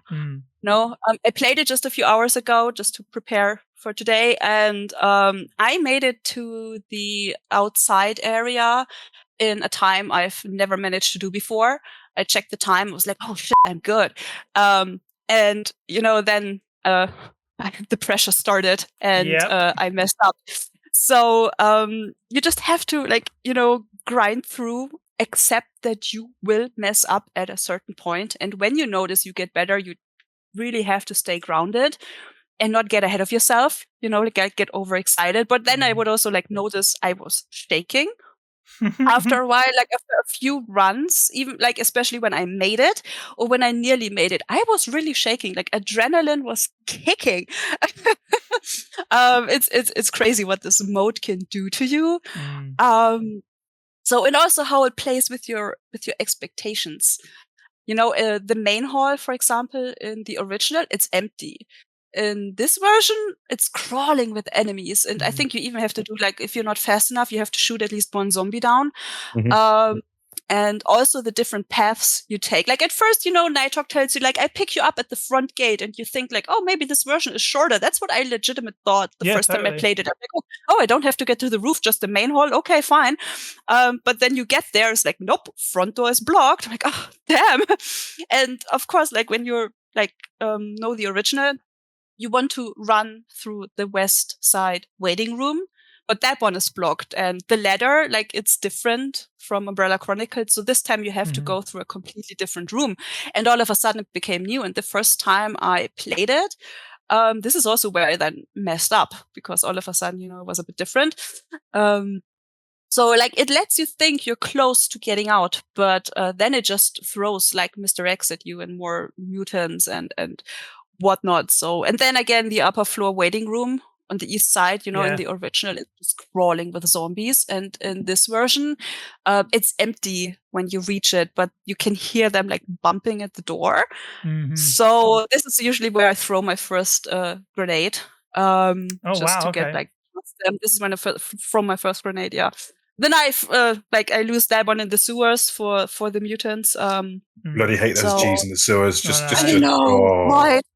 I know. Yeah. So, and I mean, I'm also so grateful for everyone who just puts like walkthroughs on YouTube. Like props to all of them. Like, I wouldn't have made it without watching like speed runs and things like that. And also like heads off to just everyone who tries. Because that mode, like it has such a like difficult reputation that I think many people are just turned off just from hearing Fourth Survivor. Like, oh no, that's very difficult. I'm not going to try. But yeah, in the end, I think I sent you a photo before. It was 10 minutes and 1 second. Nice. And I wanted to get below 10 so bad. And I did. Like, nice. I got down to 9:31. And then wait. I played it again earlier, 9:23. All right. I could have made it in the 8-minute range. I was at that damn, like close to the exit, 8 minutes, like straight. But then, like I said, psychological game. I made a few mistakes. I had 4 grenades left, so much ammo. Wow. But then I messed up and it cost me, like that last room cost me 1 minute and 23 seconds, which is absolutely crazy. I know. And I want to try again. I tasted blood. But yeah, definitely like my favorite version, like character-wise, story-wise, gameplay. It's fantastic. They did really, really good. Yeah. Go on, Steve. As a thing for, obviously, I know it's a point of contention with a lot of people with RE2 Remake at large, but I don't think Hunk gets the frustration lines that Leon and Claire does if he whiffs a shot or anything, does he? He just carries on as well. Yeah, that's true. Yeah. Which, again, is testament to either A, being lazy, or B, just fits the character. Keeping us cool. Yeah. Which is incredible considering how this mode is just built with the devs in mind, being like, this is a chance for you to play Evil Mastermind, because like we've kind of said, there are a bunch of rooms where you have to weave through zombies, combinations of enemies that you're just not expecting. I think the first one with the dogs and the zombies in the sewer, where it's like that bridge thing. Misty and the bridge. Yes, that's the first. Yeah, that's terrible. The dogs absolutely everywhere. And there are a few moments where enemies are just sort of tucked around corners, so that as you sort of walk through a certain sort of archway, boom, they're right on you, and you just, if you didn't know it's there, too bad, you're screwed, kind of thing. You are taking damage. I know exactly what zombie you're talking about. Yeah, that zombie in the sewers. Yeah. Yes. It's the lickers for me. Anytime you're running for your life, something's gunning for you, and all of a sudden you're in a room, and then you just hear a screech like, you ran just one step too long, and now you're going to pay. Yeah. Aerial assault. And there's one bit, I want to say it's the stairwell in the RPD, where you just leave some liquor behind. And you walk on these steps, and you can hear the tyrant coming. So now you have to figure out: do I move fast to avoid him? Do I move slow to not annoy the lickers? Mm-hmm. It's that stuff where you have to play mind games in quick. Another thing is also the enemies actually disappear after you, I think, went through at least 2 doors. Really? That makes sense. Yeah, I noticed. I turned around a few times just to see what happens, and I was working through a completely empty RPD. No tyrant, no nothing. Hit my run, obviously. But you don't know if you don't try. So what your mind thinks is that, oh my god, I have all these enemies behind me. But even the tyrant can disappear for a bit. But he usually stresses me out the most because I don't like being followed. I like shooting things in my way. But yeah, if you want to play Hunk in an empty RPD, just play a bit of Fourth Survivor and then just turn around. There are points of no return, the elevators usually. Mm-hmm. But you can just walk around and That makes sense. 'Cause one of the things I really like about this is just how fluid everything feels, because you don't have the dual transitions of the original game, obviously. So you are just given and you could do this in the base game, but you're given carte blanche to run from one side to the other. And in fact, you have to run. You're trying to, get out as soon as possible. So it's nice how fluid that feels. So it makes sense how quickly these enemies are spawning in rooms in front of you that they then have to despawn, because there is a lot going on. So I'm actually not that surprised by that. As Would a you guys trendsetter, also though. shake your hand when you were on a ladder? Because I would do that. Like every time you climbs up a ladder, I would just shake my hand, and I would switch weapons with my. So I would move. I'm playing on PS5, so I would move my right thumb from camera to running. I got blisters on my thumbs, by the way, and then would use my left thumb to switch weapons, so I don't stop running. Like I kind of follow away, just keep running. And I admit I wanted him to just, after a while, jump out of a freaking window to just take a shortcut through the garden. Because he's running like in the original, it's Leon dogs, can do and it. it's a tyrant. And you can do it in Dead by Daylight. And he could just take a goddamn shortcut, or just climb over a damn chair or table that's blocking the stairs. Like just take a shortcut, man. Just stop. Steve, any last points on Remake 2? I was going to say, how do we feel about it still being, despite Ghost Survivors and the Tofu Survivors, it's still kind of the best one, although it's great there are many different flavors you can sample in Remake 2. HUNK still gets the best one. I was going to ask, because like, you get, was it Kendo, Catherine Warren, Ghost, and then the Sheriff. Yeah. So it's great that it inspired some more modes, but they all feel like tribute acts that don't quite measure up. Yeah, I think it's cool that it's like, here's a bunch of different weapon loadouts, essentially, which is clearly what all the different, which is literally what all the different Tofus are. Here's another wacky set of weapons for you to use.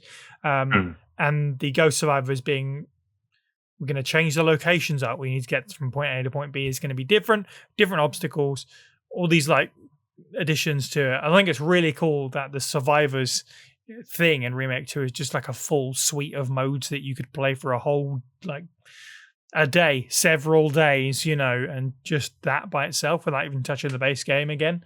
There is enough to dig into here, but yes, it is all spawned from the man himself, and he is still king of the Survivor game. Definitely, yeah. Okay, cool. We've still got a few things to talk about. I'm going to give us just a little bit more lore in terms of what happens after the Raccoon City incident, but then we're just going to kind of go wherever we want to go from there. The last known mission of the U.S.S. came in December of 98, following a tip-off that the unit's home on Rockfort Island had been infiltrated with spies from the rival company. To counteract this, Alfred Ashford ordered HUNK and the U.S.S. to transport a Tyrant from the Antarctica terminal to Rockfort as a failsafe. In this file, HUNK demonstrates that he values the safety of his unit. It can be assumed that following Umbrella's dissolution in 2003 that the U.S.S. was formally disbanded. However, the unit continued to be revered in certain circles, and HUNK in particular for his combat training and abilities known as CQC. This devotion and ongoing need for other organizations to test out paramilitary capabilities against BOWs directly led to the formation of the Umbrella Corps, which is one of the games we can definitely get into here when we're talking about other HUNK appearances. Let's talk about Umbrella Corps, CV, I guess 3 as well. We talked about him a little bit in 3. How do we all feel about his other sort of mentions, I guess? Not outright appearances, cameos and mentions and that kind of thing. Steve? I'm going to be honest with you. Umbrella Corps is mostly a blind spot for me. We played it for the podcast a million billion years ago. And while I can appreciate the idea of, I believe the zombie jammer, the pickaxe thing is meant to be something of HUNK's kind of discipline and design, and and the CQC stuff doesn't really feel reflective of stuff that he does in his own appearances in, like, for example, raid mode, Mercenaries 3D, where he's got like a hidden blade he utilizes, which is more of like a small jump out dagger. Yeah. That's not the brainer or the zombie. I can't remember what it's called. The pickaxe thing. It's not the same thing.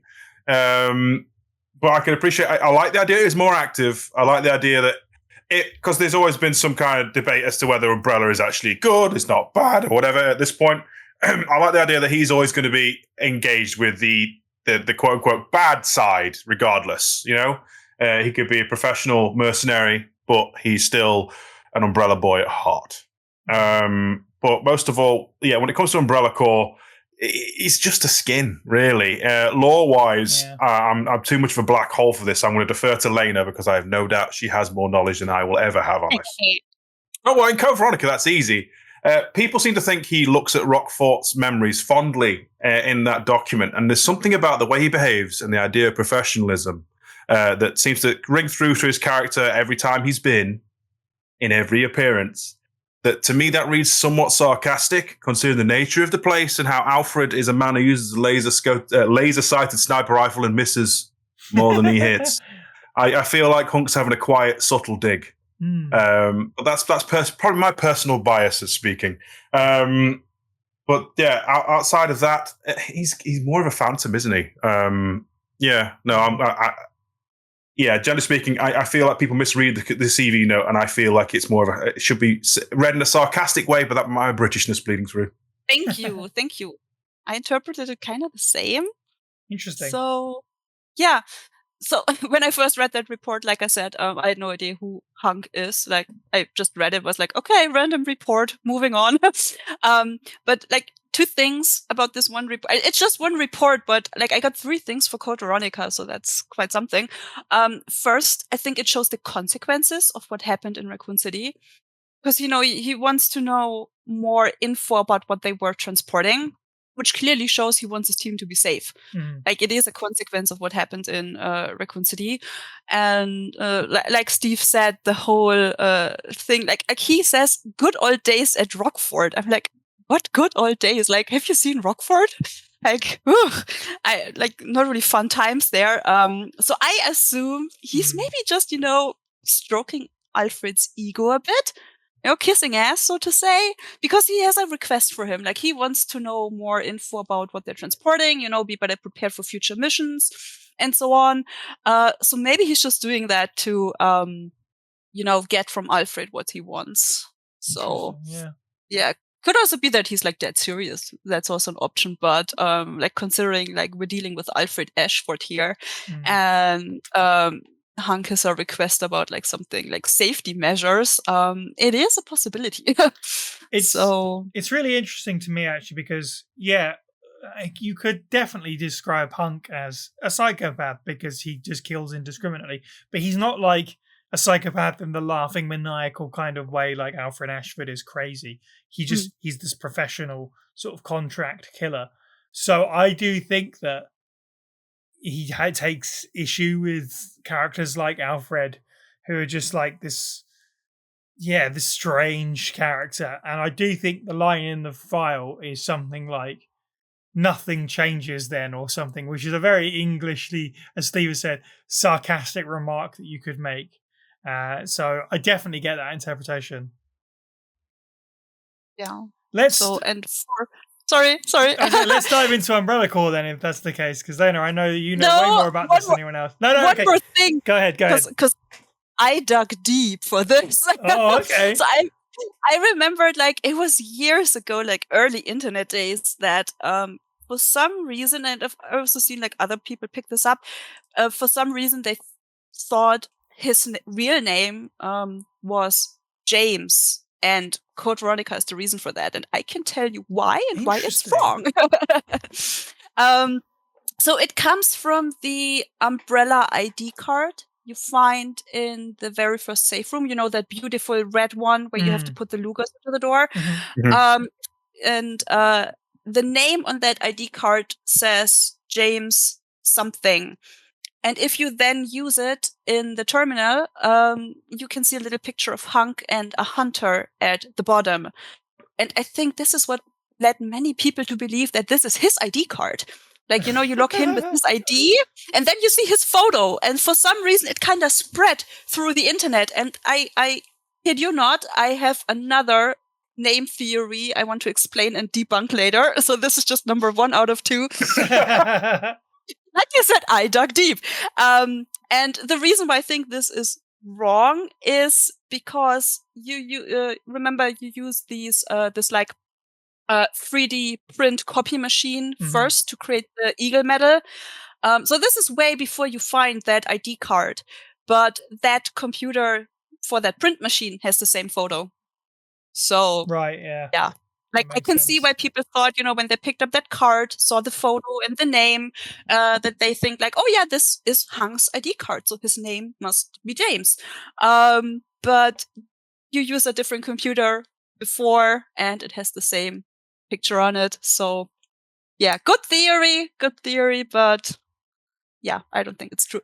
This is messing with my brain because I recently played through Silent Hill 2, so I'm just getting, hey, I've got a letter, and the name on the letter said G-Virus sample. I hadn't heard that one before, and it is quite interesting. But when you look at it, it's the kind of screen that in the original RE2, when you get to the RPG and you unlock the door, it's very similar to that, which also inexplicably has like a picture of a zombie in the bottom left corner and like a picture of the lab or something. Like when the RPD would not have those images on their computer screens. It's just gameplay nonsense and should not be read into. And they have just picked a picture of a U.S.S. soldier, presumably HUNK, and a hunter, because they're in the game and they're on Rockport. Like, the idea that people read into that much is very sweet to me, but it means nothing. No, not really. So, and yeah, Umbrella Corps. Shall we move on? Yeah, let's do it. So, I actually played it quite a bit. I know I'm crazy. I didn't finish the story. Shout out to my friend Sylvie. She's in the chat now. Hi. She actually did. And so the funny thing is, in the story, well, I'm losing that term very, very lightly. Yeah, it is. So you play this character called 3A7. That's all you get, 3A7. And you get sent on missions by the new Umbrella. And I know Resident Evil 7, like, that's when everyone noticed that there's now this blue Umbrella. But Umbrella Corps actually like introduced that whole concept first. And I know Blue Umbrella is like posing as like the good guys now. They're working with the BSAA. But obviously they have this like shady, super evil subdivision. Like, oh, surprise, a company with the name Umbrella in it is secretly evil. Oh, I'm shocked. And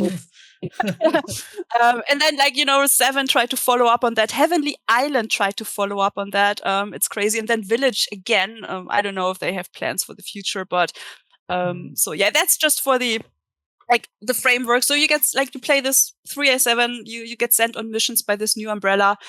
And it just like retrieve samples in these like quarantined, like previous game areas, like the village from 4 or Kijuju. And these missions get more and more difficult. And after a while, the executives, they decide, no, this person, like this 3A7, they have to go, like we have to kill them. But he survives, like technically you survive because you play the story, you finish the missions. So he gets called the new Grim Reaper. And as the story progresses, they actually start to wonder if he's not just like some new Grim Reaper, but actually the Grim Reaper. And when you finish the story, the trophy you get is called Return of the Grim Reaper. Yep. So it is kind of heavily implied that you're like not just playing some random dude, but actually like HUNK himself, just disguised as someone else. Because apparently, like, he's obviously still doing stuff. Like, he created this like new battle fighting style. He's got like these new weapons, which 2 of them actually have German names. I'm surprised. So you got the zombie jammer, which like these are all things you can use in gameplay and can customize. So the jammer is like it's like a backpack that like makes you invisible to zombies. Yep. And you like if you are playing against other people, like your first goal should be to break other people's jammers so that zombies attack them. And you got like a bite guard thing, like an arm protection. And then what they call the like the boot spikes, they call them Zombie Eisen, which is German. And then the pickaxe you have, they call it Zombie Beil. And I don't know what the random German is in there. It's funny you got me for the podcast, because when I read it, I was like, oh wow, that's a funny coincidence. Yeah, that thing in the English release is called The Brainer, but I know it's called The Zombie Bile in Japan as well, which is really interesting. Yeah, I remember something about Brainer as well from playing it because I had everything switched to English. So it's not Keith who voices him; it's someone else. But but let's just for a second play along with it and think about it. Like, how did he stay hidden for so long? Like, the whole like Umbrella downfall 2003. But this story takes place from 2011 to 15. So he must have, like, maybe he hid in another sewer. He's good at that. He's very good at that. So maybe that's what he did. Yep. But yeah, canonically, he's still around 2015. So, and I remember for a time, there was this Ada audio drama. I'm reaching far here, by the way. And he died in that. So he had a confrontation with Ada in France, and he died. And back then people thought, like, is this canon? We're not really sure. It was like a Japanese only thing. But apparently Umbrella Corps then confirms, like, no, he is still around in 2015. So that's a lot. I don't know if we got into that stuff when we did our episode on the game or not, or if we just kind of, verbally smashed our heads against the wall and how terrible the game is to actually play. The story is a weird one because in theory there's a bunch of really interesting things in it like that, and we joked about it in our DMs before the podcast that invents a bunch of like companies that are all competing for BOW production and BOW anti-BOW weapons and that kind of things. But they never come back again, pretty much. They all get killed off, with the exception of Shen Ya, which is like mentioned in Heavenly Island, I think you said it was. Yeah, and it's translated wrong. So it is Shen Ya, but the German, which is like a licensed official translation, the German manga names it China, as in China Island. So I don't know where the translator got this from. But yeah, like if you read it and if you don't know about Umbrella Corps, this may lead you like into a completely different that is like story very path. Potentially very confusing, isn't it? Yeah, so that was but that feels like Umbrella Corps' legacy as a whole. I was about to say potentially very confusing is the legacy, because it also implies that Wesker might be coming back. So it does, or that he is back. It's like a little like a conversation between the executives who are watching, like you, the player character, and one person apparently then asks too many questions and then disappears, and there's like one superior. So they say like, oh yeah, he talks like he's been at these places. So it is very heavily implied that not just HUNK is back, but also Wesker is back, or some kind of Wesker. So yeah, I don't know if they will ever follow up on that, but apparently it's part of the main canon.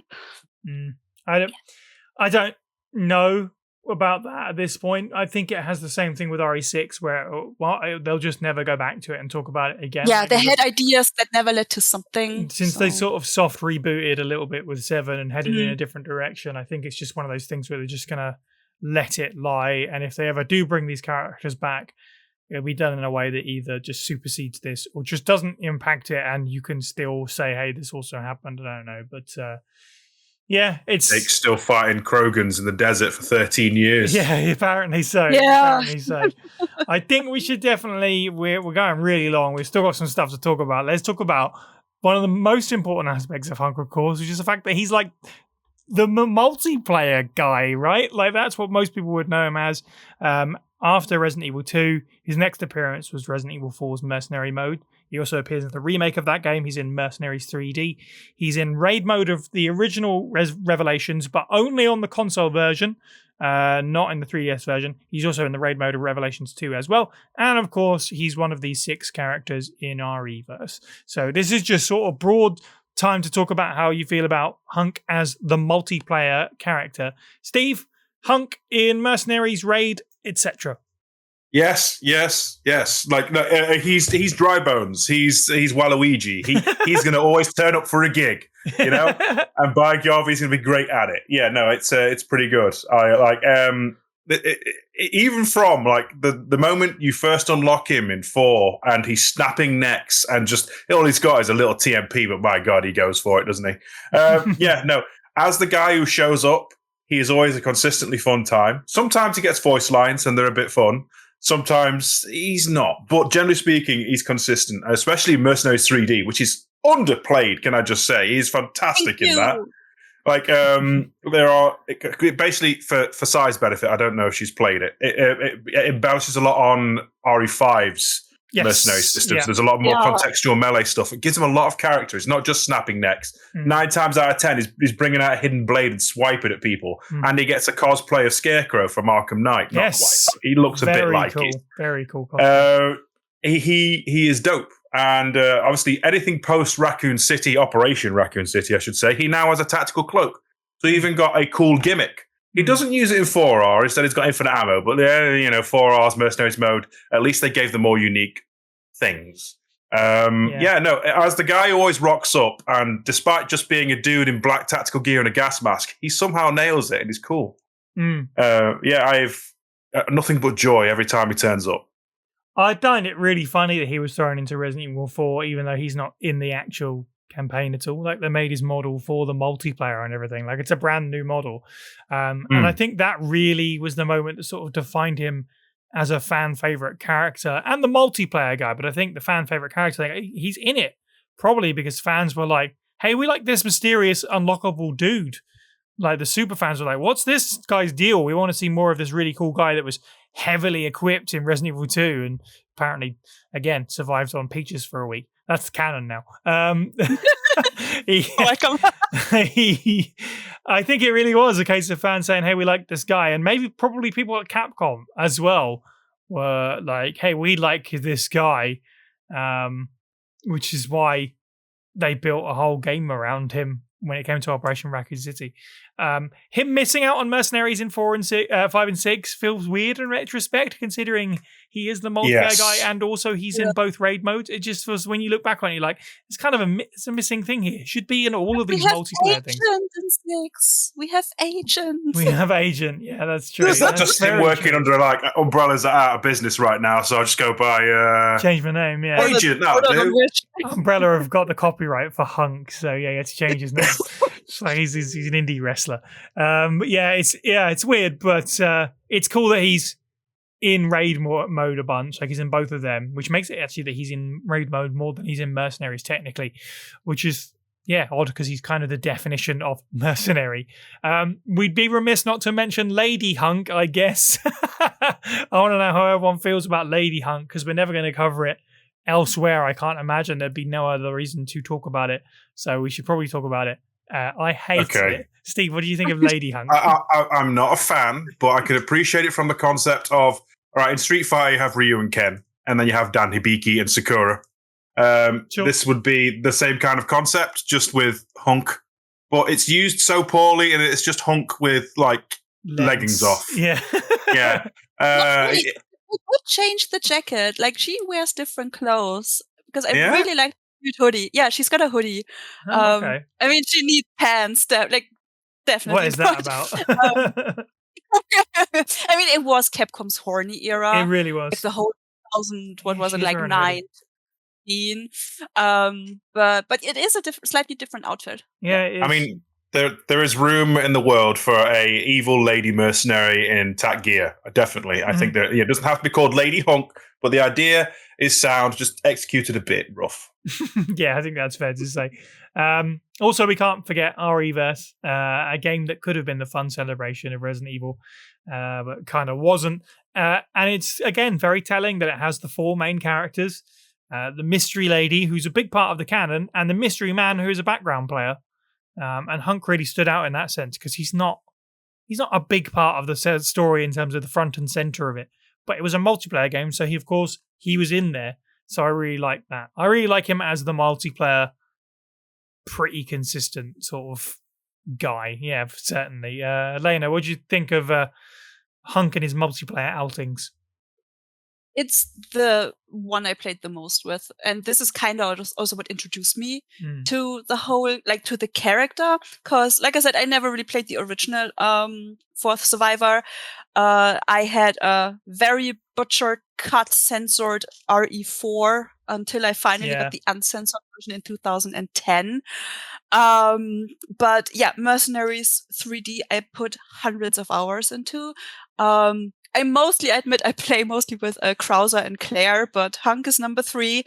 And just like someone saw that joke with the Grim Reaper costume and just figured, let's go wild with it. And I'm glad it got approved. And it then got remade in verse. I did not expect that to see that again. It is. Yeah. So someone does care, which is great. Like he doesn't have his like famous neck breaker in 3D. Chris got it from RE5, like so they had to give him something else. But like said, like all these hidden blades, like he's got one in his boot, in his sleeve, just like that dude is made out of blades in that mode. And he's, I think, only one of the 3 characters who has 2 insta-kill attacks. So Krauser and Wesker beat the others, because, when you down an enemy on their knees, and then depending whether you approach from the front or the back, it's either a very high damage attack or an insta-kill attack. And with Hunk, no matter from which side you approach, it is always a death, like an insta-kill. He busts a cap in their ass. He just pulls a pistol out of nowhere, just bang, bang, bang. I've seen this. I mean, it is like established that he is the OP broken character. Just look at 4 remake Mercenaries, like the Mayhem mode. Yeah, absolutely bananas. And then also in like Revelations 2, I love raid mode. I wish we would get more raid mode. It's so much fun. So I cleared all the stages with Claire first, thanks to also the help of like many friends I play this online with. And then I was like, okay, who do I play with next? And I picked Hunk and never went back. So he's like been my main for so many years now. And also again, the whole invisibility skill, it returned from Operation Raccoon City. But I almost wondered why, he didn't make it into Resistance. Just like to slap him to everything. But then again, Carlos also wasn't in Resistance or Verse, even though they already have models, like gameplay models for some characters. But yeah, I'm glad he's back in 4 Remake. I wish it was co-op. It's not, sadly, so I haven't played it that much because I really prefer these bonus games to be co-op modes. And obviously, like Mercenaries 3D, the servers are shut down for good, like the whole online service, which is really, really sad. So all I have at the moment is Revelations 2. I have yet to unlock him in 1. It's just a pain. Like you have to get an S rank on all Abyss stages, which I think is the highest difficulty mode. It is. It's not an easy thing. Yeah, and friends are babysitting me through it. I admit, they are babysitting me through this. But yeah, I'm always glad to see him back. And you bet, like if it's a bonus mode and he's in it, I will play it. God, I hadn't actually considered Hunk in Resistance. I feel like it would maybe go against the ethos of that game. But you'd have to make him be the enemy, wouldn't you? Well, that's it. I was just thinking he's a drop-in enemy playable like you do with Birkin and with Nemesis and stuff. Have him going in, like hunting down the survivors is kind of cool. I don't know if that goes against the tone of the game. It's a little bit more murder happy that you've got all these weapons. But it's interesting and it would have been really cool, but I don't know if it was ever on the table or not. But speaking on the table, though, we'll talk about a game he was cut from now with Outbreak. I don't know if we talked about this much at all when we covered Outbreak File 2, but he is in the files, along with a bunch of U.S.S. guys of Outbreak File 2, who are presumably cut for time. There is a lot of speculation that there was a scenario involving the U.S.S. that never made it. They do show up a little bit, don't they, in End of the Road. But I guess we'll never really know what that's about, but there are 2 Hunk models here. One without a helmet, which is very interesting. Kind of implies that would have been a thing that we would have seen in some form. Maybe it was going to be very brief, kind of like we've had before. Take the mask off kind of thing before a cutscene ends. Yeah, exactly. Like the RE3 epilogue image and like the Under Umbrella Chronicles, it could have been just like a hint. But the model was in there, so we can just look at it in its glory now. Whether or not you take it as canon, because it never actually came out in a game, is obviously completely down to your discretion. but it's very interesting and very much a shame that we didn't get to have a USS focused Outbreak mission. Lena, any thoughts on Hunk, who is not in Outbreak? Yeah, like, is it canon? Is it not canon? I don't know. Technically, it was cut material. I think it's only accessible with a Game Shark. So make of that whatever you like. Yeah, the face, again, it looks like a reused asset, just from Nikolai this time. Yes, yeah. Like, it looks so different from his RE3 epilogue photo, which also then got turned into an action figure, actually. So I don't know why they kind of turned back and then gave us this like Nikolai looking face. But like, yeah, I prefer the epilogue face, to be honest. Like, I kind of live in Delulu land when it comes to Outbreak. I would have preferred the Redfield from RE7. That would have been a good face, I guess. But again, that also never happened. So yeah, it's fine. Who knows what plans they had for Fire 3 or DLCs? I don't know. And I'm not really sure if it's good to show his face. I would say definitely not. Yeah, because it gives also fans, like the freedom to just interpret whatever they want, especially like fan arts or cosplays or whatever. I know, like, the joke, like he takes his mask off and then he's just got another mask below that. Yeah. You talk about Masters. You mentioned Master Chief at the beginning of the show. It's like that. Like, we've never seen Master Chief. Oh yeah, but they did it in the TV show, and suddenly a lot of the intrigue was just kind of gone because he is Master Chief more so because he's more bit like a consistent playable character, where it's like you kind of meant to self-insert a little bit. Like, it's completely down to you. And Hunk does have that as well. I'm with you guys. Like, no face ever, please, for me. Except one face, and it's simply because, no offense to Keith, I'm sure he's lovely. He looks like just a generic dude. Like, if you're going to give Hunk a face, just give it Keith's face, because it's literally his voice. Yeah. But otherwise, no, keep him faceless. It helps. It's like Samus Aran. Yes, we all know she's a blonde lady in a Zero suit now, but up until, like, I want to say the Metroid Prime era, she wasn't really a 3D modeled blonde-haired lady. She was the lady in the power suit 90% of the time for most fans. It's the same kind of deal. Keep him faceless. It helps. He still has a voice. He still has a quote-unquote personality for people to rib off. You don't need. Let's take a moment also to talk about cameos in other games. Wait, while we're here. Oh, sorry. No, it's fine. I got another name theory. Oh, yes, I want to hear this.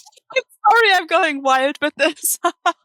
So this is something I heard kind of recently. It was on a German channel. Maybe someone knows them, like Andy from Screenfire Germany. Maybe someone has heard that name. He allowed me to name him and to publicly debunk him.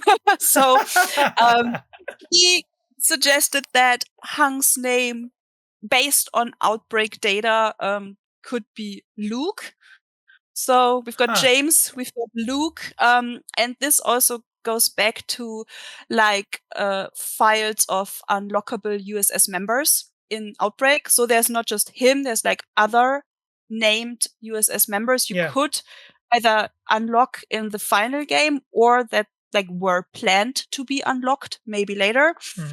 And I think what happened is just like some kind of mix up, because all these U.S.S. members are based on Kevin, from the main cast. Because all these bonus characters, they are based on one of the main gameplay characters. And I think just a mix up happened. So yeah, just wanted to bring that up as well, because we've got now like Human Unit Never Killed. That's fan made. We all know it sounds kind of badass, but it's fan made. So, and I find it just funny that, like, his code name has several translations. Like, you've got Hunk Hank. Yeah. So, and then his nickname has several translations. Like, you got Mr. Death, Dr. Death, Just Death. I don't know if Professor Death is next. Maybe he gets more education. Who knows? And then finally got a degree. Yeah. And then also, like, his face, if it's shown, it's also not consistent. I mean, at least he has that in common with other characters. So that, I think, qualifies him as a proper Resident Evil character because he has an inconsistent face. And he's also stuck in 1998 kind of forever. Again, Outbreak. Poor dude. No consistent nothing. Luke is an unlockable character in the original Outbreak. He's just a U.S.S. guy called Luke. Yeah. So yeah. I don't know how that thing got out there. Like I said, I assume it was just a mix-up or misunderstanding or something. Seems like it. Although I'm going to take that as a point for my looks like Darth Vader theory. They called him Luke after Star Wars. I've chosen that's truth. Yes, let's talk about cameos in other games because he's a multiplayer guy in Resident Evil, which also makes him a very cameoable character into other series as well, which, again, very interesting for a guy who is not part of the main cast. And yet his design is so iconic to so many people, just broadly people that play Resident Evil more casually even, that he's recognizable as, hey, that's that guy from Resident Evil when he's dragged and dropped into the likes of The Division, Lost Planet, Dead by Daylight. Lena, you probably know more about this than most of us. Any interesting tidbits on these? Any ones that you stick out to you as sort of like, this was really cool? Well, I never played Lost Planet 3, I think it is. So I cannot really say something about that. But it's cool, they added him. That's great. I've recently bought his skin in Dead by Daylight because they had a 2 versus 8 Resident Evil. Yes, we talked about that recently. Going on. So that was fun. Again, my friend, she joined as Wesker. I played as HUNK. I once again fought my motion sickness because the killer characters are played in first person point of view, but I made it. And I think like some players could really tell we were what they call, I think, in like the Dead by Daylight language, a baby killer. But we had a few good matches. Like, we're usually survivor mains, but we had a few fun matches. And I also noticed, that when I was waiting at the exit gate, and clearly show the survivors that we're friendly. So they would come up, the Resident Evil players mostly, would come up really close to me, I think just to look at the model, because I have only ever seen, when I play Survivor, 2 HUNK players ever. And that was also during this Resident Evil event. So I don't think he's like that common, which kind of makes sense. Like, he's a skin for a Dead by Daylight original character. I mean, it kind of fits because, like, Legion, that character's called Legion. It's a very stealthy and also knife gameplay based character, so it fits. Like, it makes sense, that like Legion got a skin for like a HUNK skin. But yeah, I could tell like some fans were really excited to see finally like a HUNK in game, and they came very close and maybe took a lot of screenshots. I don't know. And then I also played him in The Division 2, Tom Clancy's Division 2. So my friend and I, we just we got tired of shooting things in RE5 and RE6, so we decided, hey, we need a new game. And then this Division 2 was on sale, and we figured let's give it a shot. And then I noticed they have Resident Evil DLC. I obviously have to get that, and HUNK actually fits kind of well into the whole scenario. I can imagine. Yeah, it's like a very military-based story, and also, so for those who don't know, there's like a virus going around, and there's so you play in Washington D.C.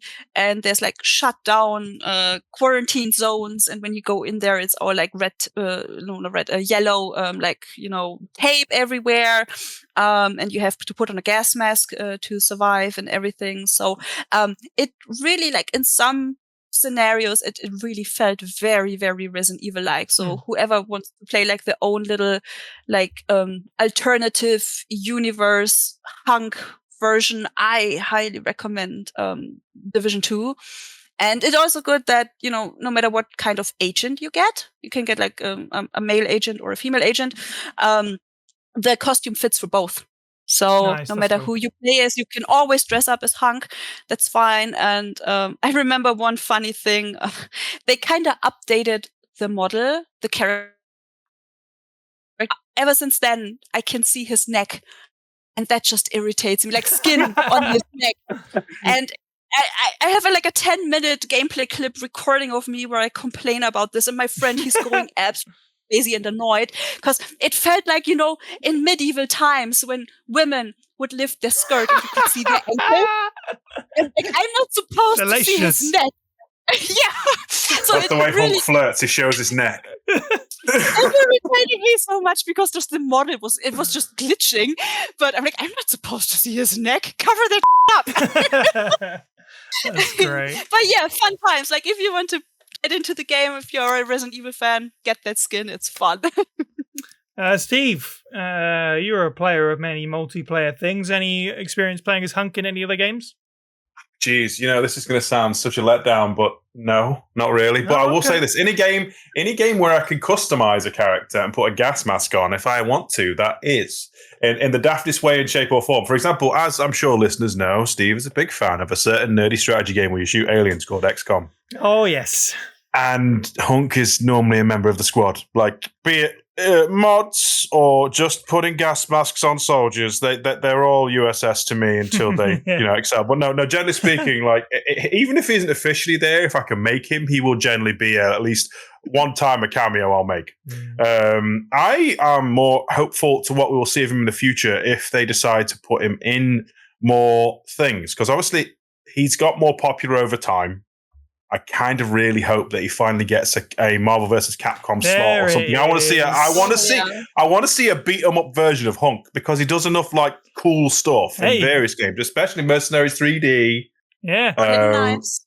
Yeah, I do think it's time. His whole thing is closed quarters combat, so we want to see a bit more of that. That's literally, I'm the same. I haven't really experience playing as him outside of Resident Evil, but my note was it's quite shocking that he never got into MVC, and hopefully that is something that changes in the future if they do make another game or they make our long-suffering request for a Capcom versus Capcom game where it's just like a big crossover of all their franchises. You need Hunk in there as Resident Evil. You use Winter Soldier's moveset, don't you? Use that, but exactly. It's Hunk instead.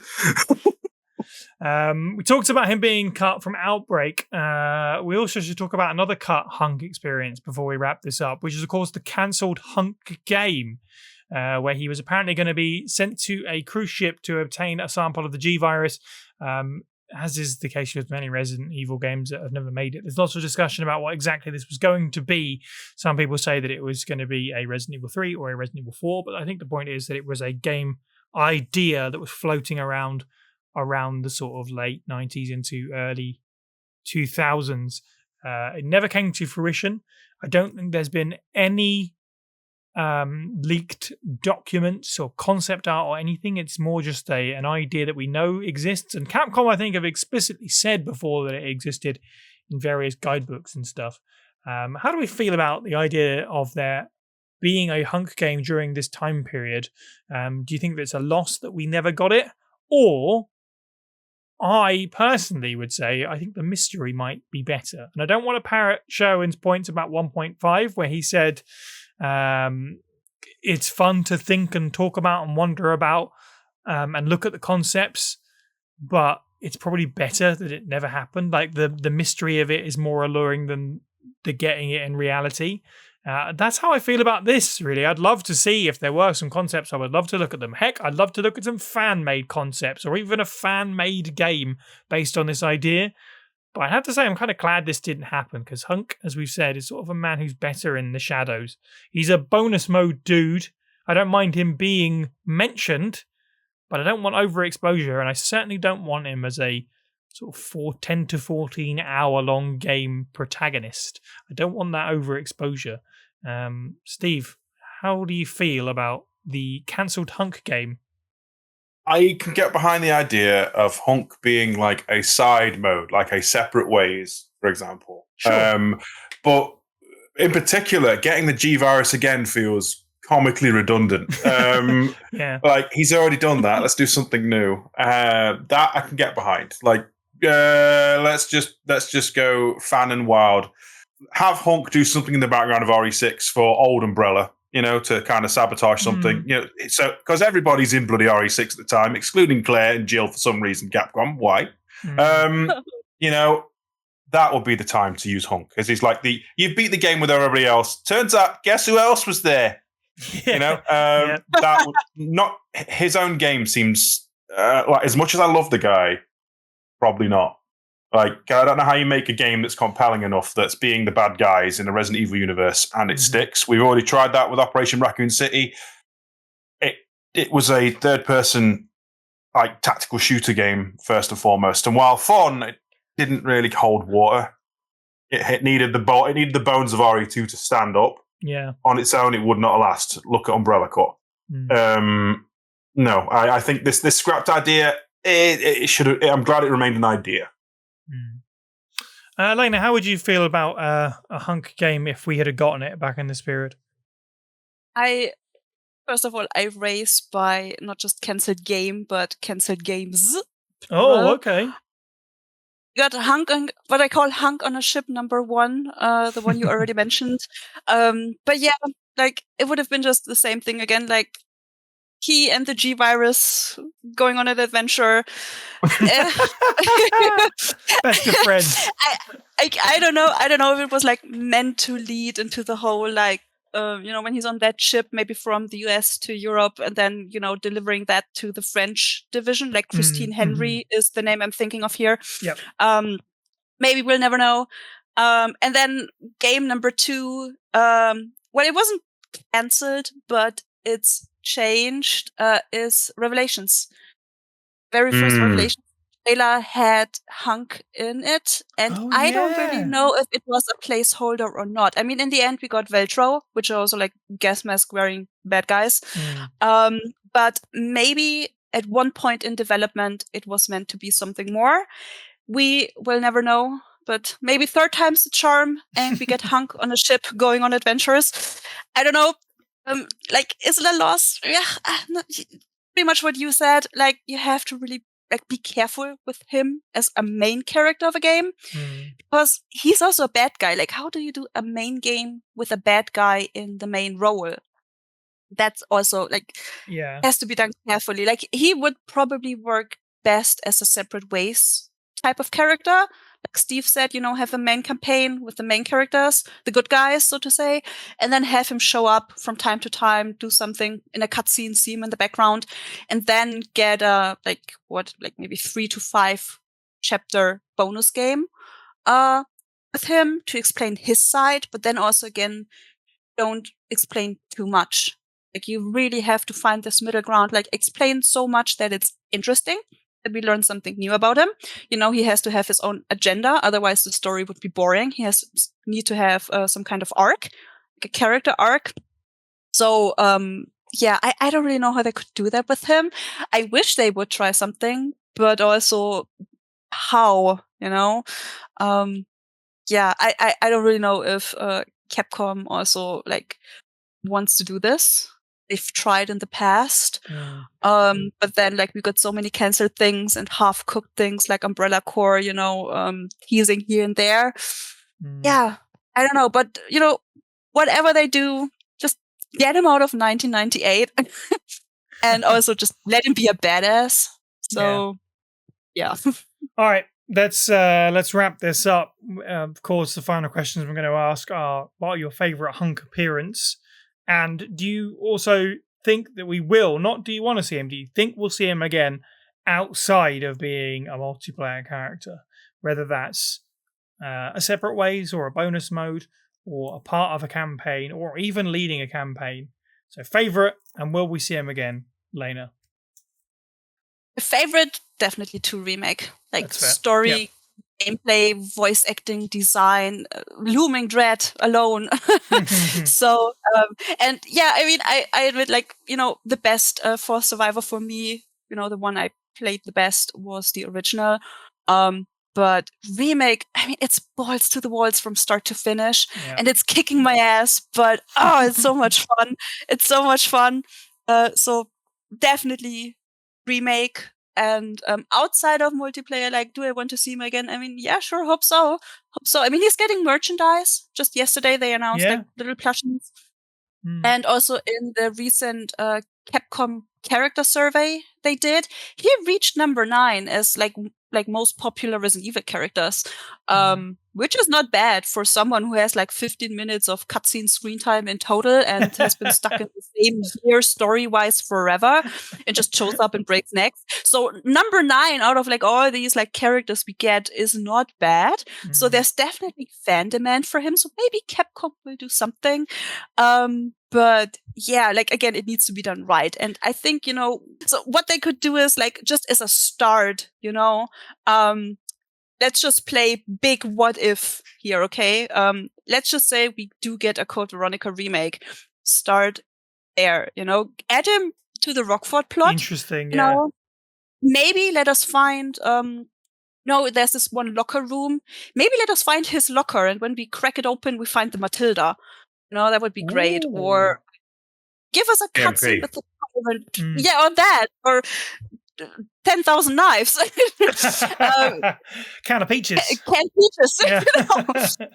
And then, maybe add a cutscene with the Tyrant capsule, or just turn the written report, turn it into a cutscene, make a phone call, a video call, or something, so that we actually see his face. And then after that, whatever you do, so start somewhere, but at Code Veronica, but then after that, just get him, please, out of 1998. Free him. He escaped so many times. We get it. He makes it out of Raccoon City. We get it. So it's just, yeah. You have who am I made kidding? such a great point with Code Veronica. Like, if they were ever going to do another HUNK bonus mode unlockable, not just to... It would attach to the story, but also just to emulate the success of Remake 2. Hey, we have a HUNK unlockable like that game too. Why not try it and give us a new story where he's running through Rockfort, or a new location that ties in with the Tyrant delivery thing. I hadn't even considered that, but that's a great re-entry point for him. He wakes up in the sauna, face down. The alarm's blaring, the island's going to explode. I will play him, if they put him into a bonus mode, I will play him, definitely, but a real new story edition, that would be great. Yeah, totally. If they ever make a Code Veronica remake, he is 100% being in the battle mode, at least. Yeah. In terms of getting him outside of multiplayer, it's just a tricky one, or rather a sort of focus of a game, because the 2 times that it happened have kind of gone horribly wrong, and he's not even really in them, but the U.S.S. being the focus, I guess, or U.S.S.-like in the terms of Umbrella Corps. With that and Operation Raccoon City both being games that just sort of had bad reputations, if nothing else, it's just one of those things where I don't know, but I think Capcom probably always have an eye out about where they can use him, because I'm sure they're clearly aware of the popularity, because A, 9th on that list, and B, new merchandise all the time. He's been consistently popular ever since the beginning, and I think, as I said, people in Capcom probably want to use him as well. So I think they've always got their eye out for where's right, but they are hesitant to do it and over-egg it and overexpose it, and I think I'm thankful for that. They're not just shoving him into things for the sake of it. For me, favourite HUNK appearance, I'm with you. I think it's Remake 2. But with the asterisks of, I really love him being kind of like the raid mode character, and just being the mascot character for Resident Evil multiplayer. Long may that continue. Steve, do you think we'll ever see HUNK again outside of multiplayer? And what's your favourite appearance?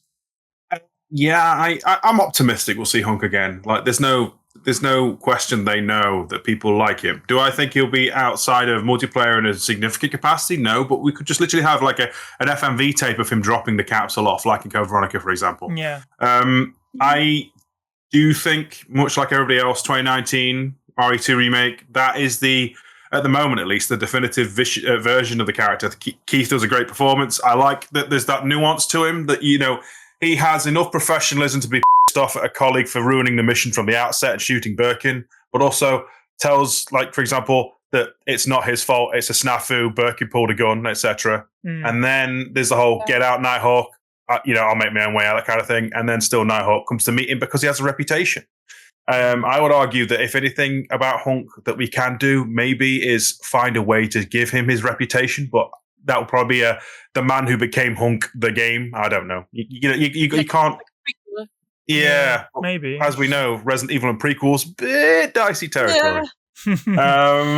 So, generally speaking, if he is just the multiplayer guy, that's still pretty good too. You know what? You guys are full of great ideas, even though part of me would still kind of hate the idea of having seen his face.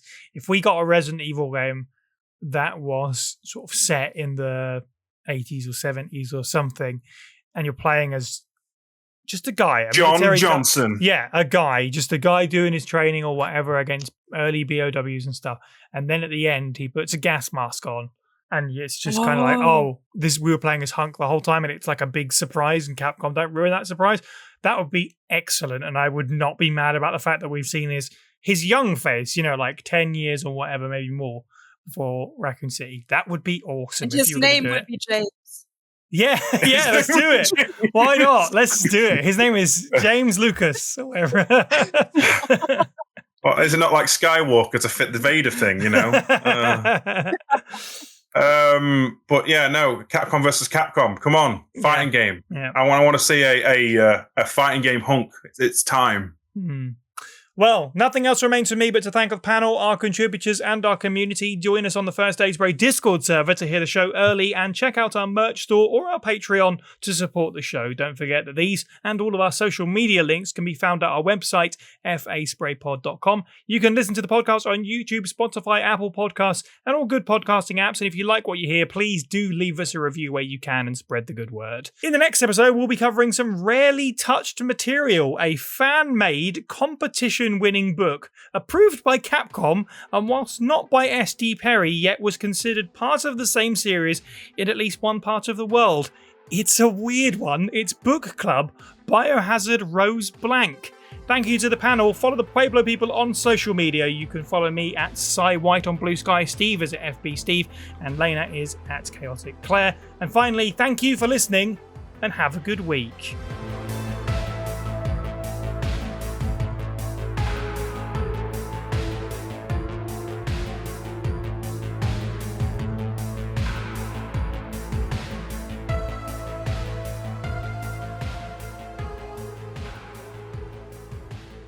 Woo-wee! It's only a small character with 20 minutes of screen time. Let's talk about it for 2.5 hours. I have 26 pages written, and I've only talked half about it.